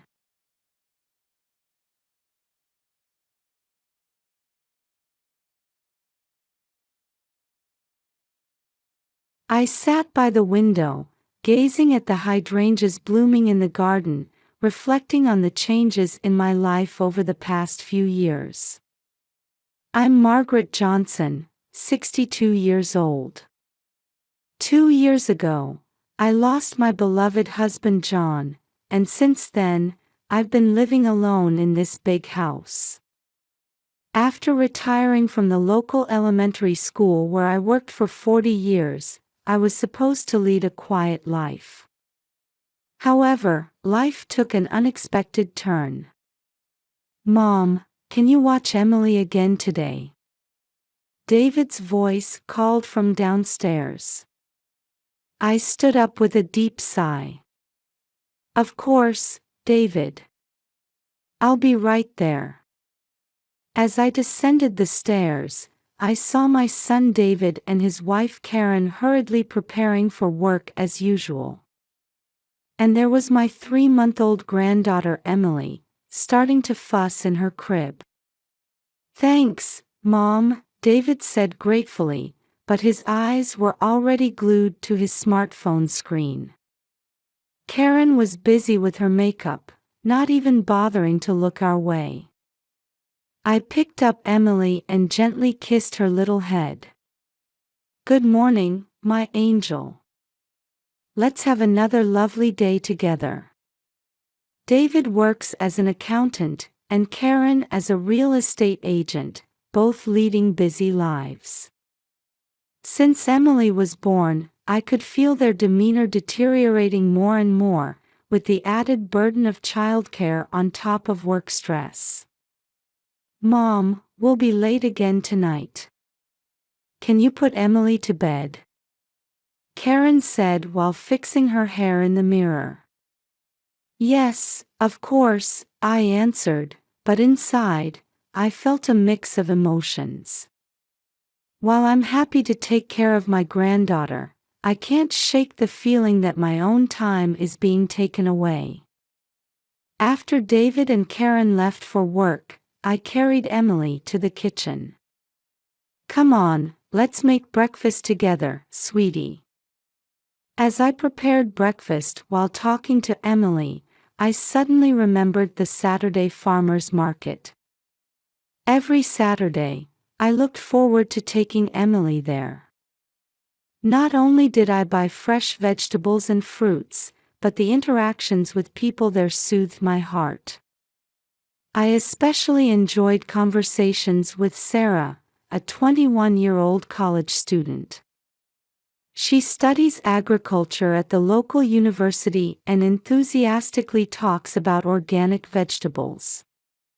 Just last week, she taught me how to grow organic spinach. "You know, Emily, we'll see Sarah again on Saturday. She's really looking forward to seeing how you've grown." Emily moved her tiny hands as if she understood my words. I couldn't help but smile at her gesture.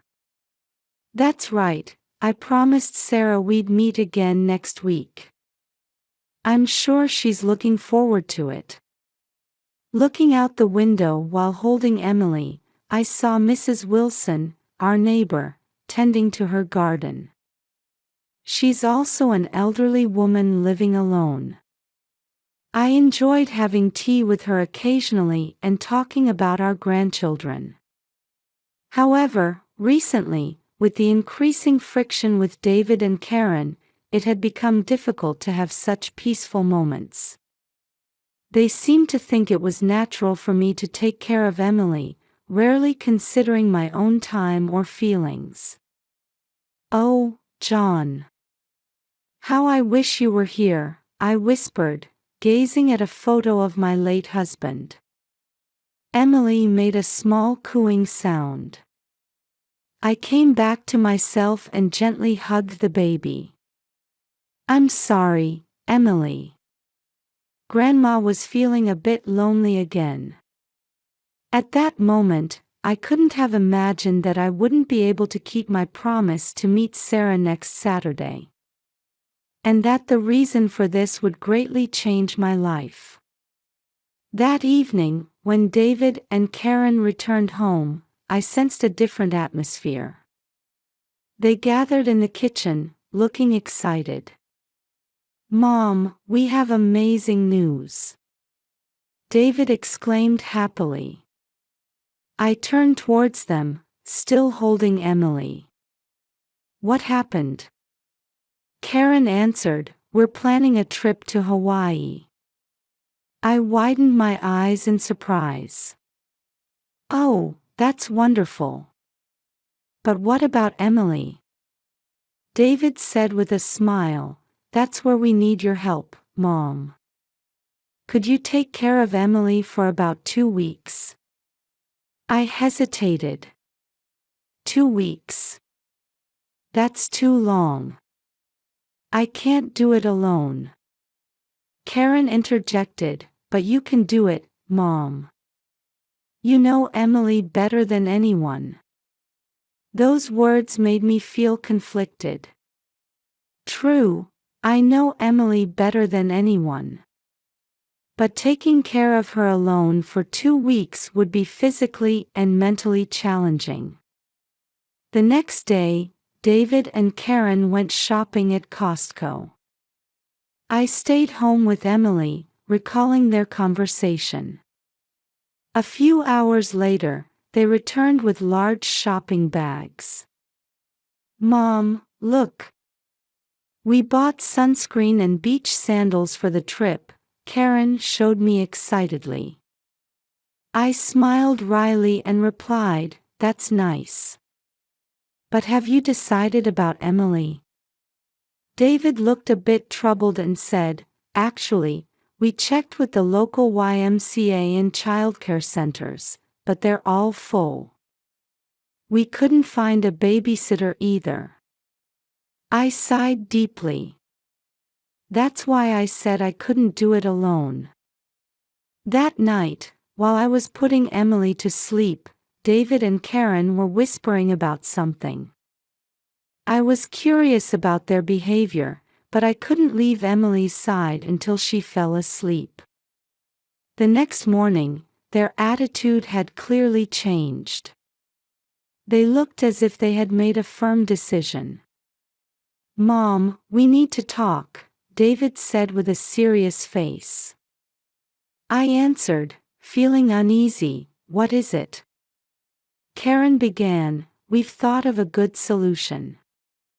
At that moment, David suddenly grabbed my arm. "I'm sorry, Mom. But this is the best way." Before I could say anything, they took me and Emily to the basement. Then, they uttered unbelievable words. "The noisy brat and old hag can stay here." I heard the door close and the sound of a key turning. I was too shocked to speak. "David. Karen. What are you doing? This isn't funny." I shouted desperately. But there was no response.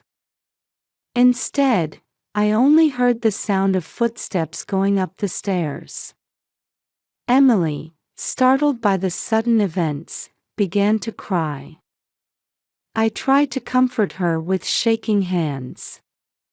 "Shoo, it's okay. Grandma's here with you." But my own voice was trembling. In the darkness of the basement, We were enveloped in fear of what would happen to us. Various thoughts raced through my mind. Why did they do this? Are they really going to Hawaii? Leaving us here?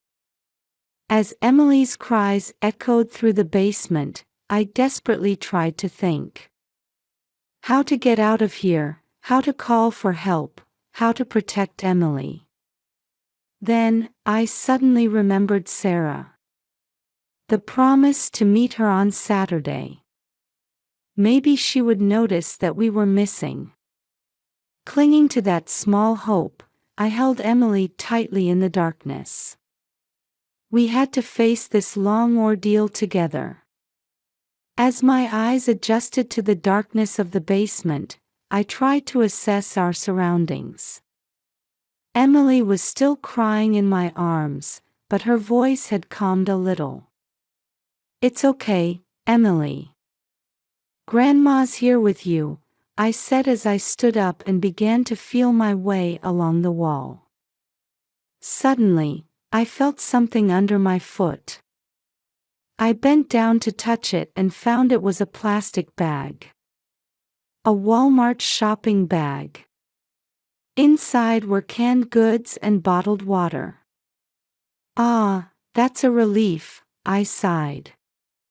At least David and Karen hadn't completely abandoned us. But anxiety soon hit me. How long could we survive on this food and water? Was there enough formula for Emily? I carefully checked the contents of the bag. Canned soup, vegetables, fruits. Several bottles of water. And Emily's formula and diapers. "We'll have to use these carefully," I muttered. Next, I had to think about caring for Emily. Changing diapers, feeding her, and comforting her. How to do all this in a dark basement. Fortunately, my smartphone was in my pocket. Checking the battery, it was at 80%. "I'll have to use this wisely," I thought as I used the flashlight function to change Emily's diaper. "There, that should be good for a while," I said to Emily as I gently picked her up. Next, I had to think about how to escape. I began to thoroughly explore the basement. The door was sturdy and didn't seem easy to open. There was a small window, but it was at ground level and not big enough for an adult to fit through. I found an old toolbox and checked its contents. It contained a hammer, screwdriver, pliers, and other tools. "I wonder if I can use these to open the door," I thought as I approached the door. However, no matter how many times I tried, the door wouldn't budge. "Help! Can anyone hear me?" I shouted, but there was no response. Exhausted, I sat on the floor, holding Emily. That's when I noticed an old radio. If only this would work. I thought as I picked up the radio. The batteries seemed to be dead, but I found spare batteries in the toolbox. After some struggle, I finally heard sound coming from the radio. I felt a glimmer of hope, having established a connection with the outside world. While listening to the news and music from the radio, I formulated my next plan. Hoping that Sarah would notice our absence, I also thought about what we could do ourselves. That's when I noticed the remnants of vegetables in the corner of the basement. Some of the vegetables I had bought at the farmer's market were starting to rot. That's it. I had an idea, remembering my knowledge about composting. If I could create a bad smell using the rotten vegetables, it might attract the attention of the neighbors. I carefully gathered the rotten vegetables and placed them near the small window. This might change our situation a bit, I thought, holding on to a small hope. As the days passed, I kept busy between caring for Emily and planning our escape. To calm Emily's cries, I remembered and started singing lullabies I used to sing long ago. Hush, little baby, don't say a word. Grandma's gonna buy you a mockingbird. As I sang, I held Emily's tiny hand. Her presence gave me the strength to overcome this difficult situation. Managing the food and water was challenging. I minimized my own portions to ensure Emily had enough nutrition. I ate the canned goods little by little and rationed the water daily. Every day, I tried to pry open the door. I attempted to break the lock or remove the hinges using tools from the toolbox. But all attempts failed. I continued to call for help through the small window as loudly as I could. Help! Can anyone hear us? We're in here. But there was no response. My voice seemed to be absorbed by the basement walls. The radio was our only comfort. Listening to the news helped us feel not completely isolated from the outside world. Sometimes, I would listen to music programs to soothe Emily. The bad smell strategy was more effective than I had expected. The odor of rotting vegetables seeped out through the small window. I prayed that someone would notice this unusual smell. As my sense of time became blurred, I spoke to Emily. You know, Emily. Grandma will absolutely protect you. I'll find a way to get us out of here. And then we'll go to the farmer's market together again and meet Sarah. Emily looked at me as if she understood. At that moment, I renewed my determination. No matter what happens, I will protect this child. And I will definitely find a way to escape from here. In the darkness of the basement, our struggle had only just begun. Sarah was setting up for the farmer's market as usual. While arranging the organic vegetable stand run by her family, she suddenly felt something was off. That's strange, she muttered. The familiar face of the kind old lady who visited every Saturday was nowhere to be seen. Margaret Johnson.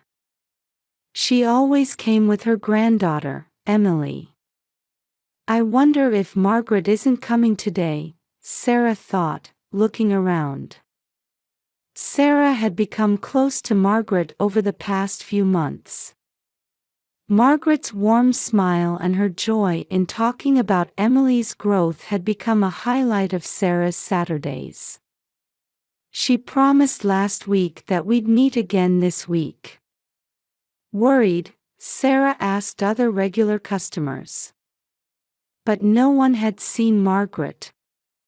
Maybe she's not feeling well, Sarah told herself, but she couldn't shake off an uneasy feeling. That evening, as Sarah was walking home, she passed by Margaret's house. Suddenly, she noticed a foul smell. Ugh! What a terrible odor! Holding her nose, she looked around. It wasn't garbage collection day. Yet, a strong stench was coming from Margaret's house. This is odd. Someone as meticulous as Margaret wouldn't let such a smell linger. Sarah stopped and stared at the house. The curtains were drawn, and she couldn't see inside. But she couldn't shake the feeling that something was wrong. Gathering her courage, she knocked on the front door. Margaret? Emily? Is anyone home? No answer. She knocked again, but still no response. Sarah's unease grew. Margaret's absence from the Saturday farmers market, and now this strange situation. Could something bad have happened? She took out her smartphone and, hesitating slightly, dialed 911. 911, what's your emergency? The operator's voice came through. Sarah hesitated but then began to speak. I'm worried about an elderly neighbor. I haven't seen her for a few days. And now there's a strong, foul smell coming from her house. I understand. Can you give me more details? Sarah explained about Margaret, her recent absence, and the strange smell coming from the house. We'll send officers to check. Please wait there. After hanging up, Sarah felt relieved. Professional help was on the way. Reassuring herself, she waited for the police to arrive. 30 minutes later, a police car arrived without sirens. 2 officers got out of the car. Good evening. Are you the one who called? Yes, that's me, Sarah replied. After getting more details from Sarah, the officers began to investigate around the house. They too noticed the foul smell and grimaced. This definitely isn't normal, one officer said. They knocked on the door again and called out loudly. But still no response. Let's ask the neighbors, the other officer suggested. The officers began to go around to the neighboring houses. Sarah watched, waiting anxiously. After a while, information from an elderly neighbor next door changed the situation dramatically. Come to think of it, I saw David and his wife leaving with large bags late last Friday night. I haven't seen them since. The officers' expressions changed upon hearing this testimony. They returned to Margaret's house and tried to peek inside through the windows. One officer muttered. We might need to make an emergency entry. Sarah held her breath. As the situation rapidly unfolded, she felt a mix of fear that her worries might be justified and hope for Margaret and Emily's safety. The officers contacted their headquarters, requesting permission for an emergency entry. Sarah stood there, tense about what was about to happen. As the police officers were preparing for the emergency entry, a taxi approached from the distance. Sarah spotted familiar faces inside the car. Isn't that David and Karen? Sarah informed the police officers. The taxi stopped in front of the house, and David and Karen got out. Their expressions were bright, as if they had just returned from an enjoyable vacation, but they froze upon seeing the police vehicles. What's going on here? David shouted in surprise. Karen stood still, holding her luggage. The police. Why? A police officer approached them. Are you David Johnson and Karen Johnson? Yes, we are. David answered. Did something happen? At that moment, the wind direction changed, and the strong stench from the basement reached their noses. Ugh! Karen held her nose. What's this smell? The color drained from David's face. How did this happen? Don't tell me. The police officer said sternly, we need to check on your mother and the baby's safety. Can you open the basement, please? David and Karen were at a loss for words, looking at each other. Sarah felt something was off about their reaction. Under police supervision, David opened the basement door with trembling hands. As soon as the door opened, an even stronger stench wafted out. "Grandma! Emily!" Sarah cried out instinctively. The police officer carefully descended the stairs, shining a flashlight. When the scene in the basement was revealed, everyone gasped. In the dim corner of the basement, Margaret sat cradling Emily. They both looked weak, but seemed to be barely conscious. "Oh, thank goodness, they're alive," Sarah whispered, relieved. The police officer quickly approached Margaret and Emily to check their condition. "Call an ambulance," he instructed the other officer. David and Karen were speechless at the scene before them. "Mom! Emily!" David mumbled in a trembling voice. The police officer turned to face them.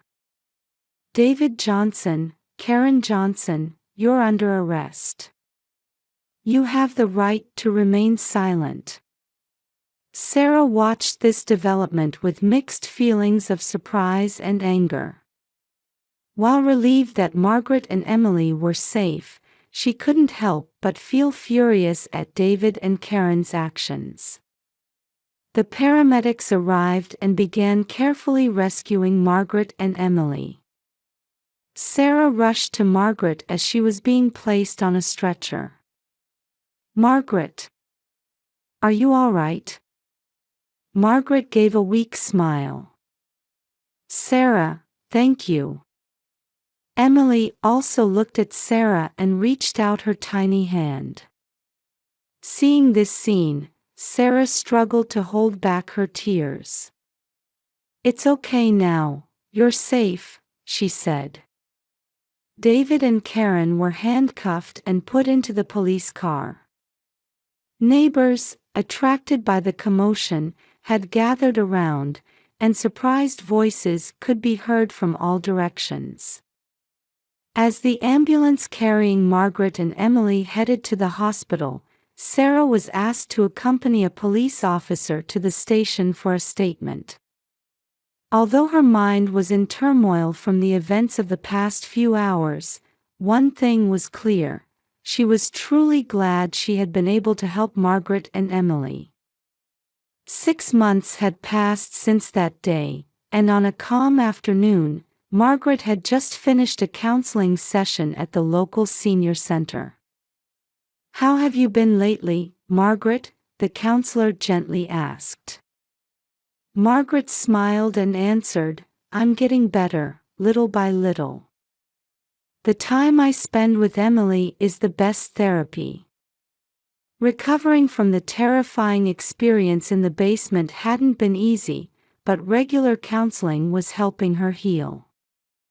"Have you thought about David and Karen?" the counselor carefully inquired. Margaret's expression clouded slightly. "Yes, they're on probation now. I hear they're doing community service on weekends." As a result of the trial, David and Karen were sentenced to 3 years of probation and 200 hours of community service. They had shown deep remorse and had sent Margaret several letters of apology. "I went to see them for the first time last week," Margaret continued. "They both seemed truly regretful. I'm torn between the anger inside me and the desire to forgive." The counselor gently placed a hand on hers. "Those are natural feelings. Let's work through them together, taking as much time as you need." "How did the custody hearing for Emily go?" the counselor asked. Margaret's face brightened. "The family court granted me custody. Emily is officially under my care now. The trial had been tough, but Margaret's devoted love and testimonies from community members, including Sarah, had influenced the judge's decision. That's wonderful news. Congratulations, the counselor sincerely congratulated her. After the counseling session, Margaret headed to another room in the senior center. There, a support group for abuse victims was being held. "Hello, everyone," Margaret said as she entered the room, and the participants warmly welcomed her. This support group had become a significant support for Margaret. By sharing her experiences and listening to other victim stories, she could feel that she wasn't alone. After the meeting, Sarah was waiting outside. "Margaret, how did it go?" Margaret's face lit up at the sight of Sarah. "Sarah, thank you for coming." The two went for a walk in a nearby park. Emily was sleeping in her stroller. "Sarah, if it weren't for you, we might never have gotten out of that basement," Margaret expressed her gratitude. Sarah smiled shyly. "I only did what anyone would do. I think protecting those we care about is something everyone can do." Margaret was deeply moved by her words. "I'm truly grateful for your courage and kindness." Sitting on a park bench, they continued talking while watching Emily's sleeping face. "I heard you met with David and Karen," Sarah asked quietly. Margaret nodded slowly. "Yes. They both seemed to really regret what they did. They asked for my forgiveness." Sarah chose her words carefully. "Whether to forgive them or not is up to you, Margaret. There's no need to force yourself." "I know," Margaret took a deep breath. "But holding on to hatred is tiring too. I want to find a path to reconciliation, little by little." Emily woke up and started to cry softly. Margaret gently picked her up, and the baby calmed down immediately. "I want to create a better future for this child," Margaret said, softly stroking Emily's cheek. "And for that, forgiveness might be necessary." Sarah was touched, her eyes welling up. "Your strength never ceases to amaze me, Margaret." The two felt a deep bond that transcended generations. For Margaret, Sarah was like a daughter and a best friend. "Come on, let's take Emily to the farmer's market," Margaret suggested. "Fresh fruit is the best way to celebrate the beginning of a new life." Sarah nodded with a smile. "That's a lovely idea. Let's go." The two of them, along with Emily, left the park in the gentle afternoon sunlight. The future of this small family, bound by new ties after overcoming hardship, was filled with hope.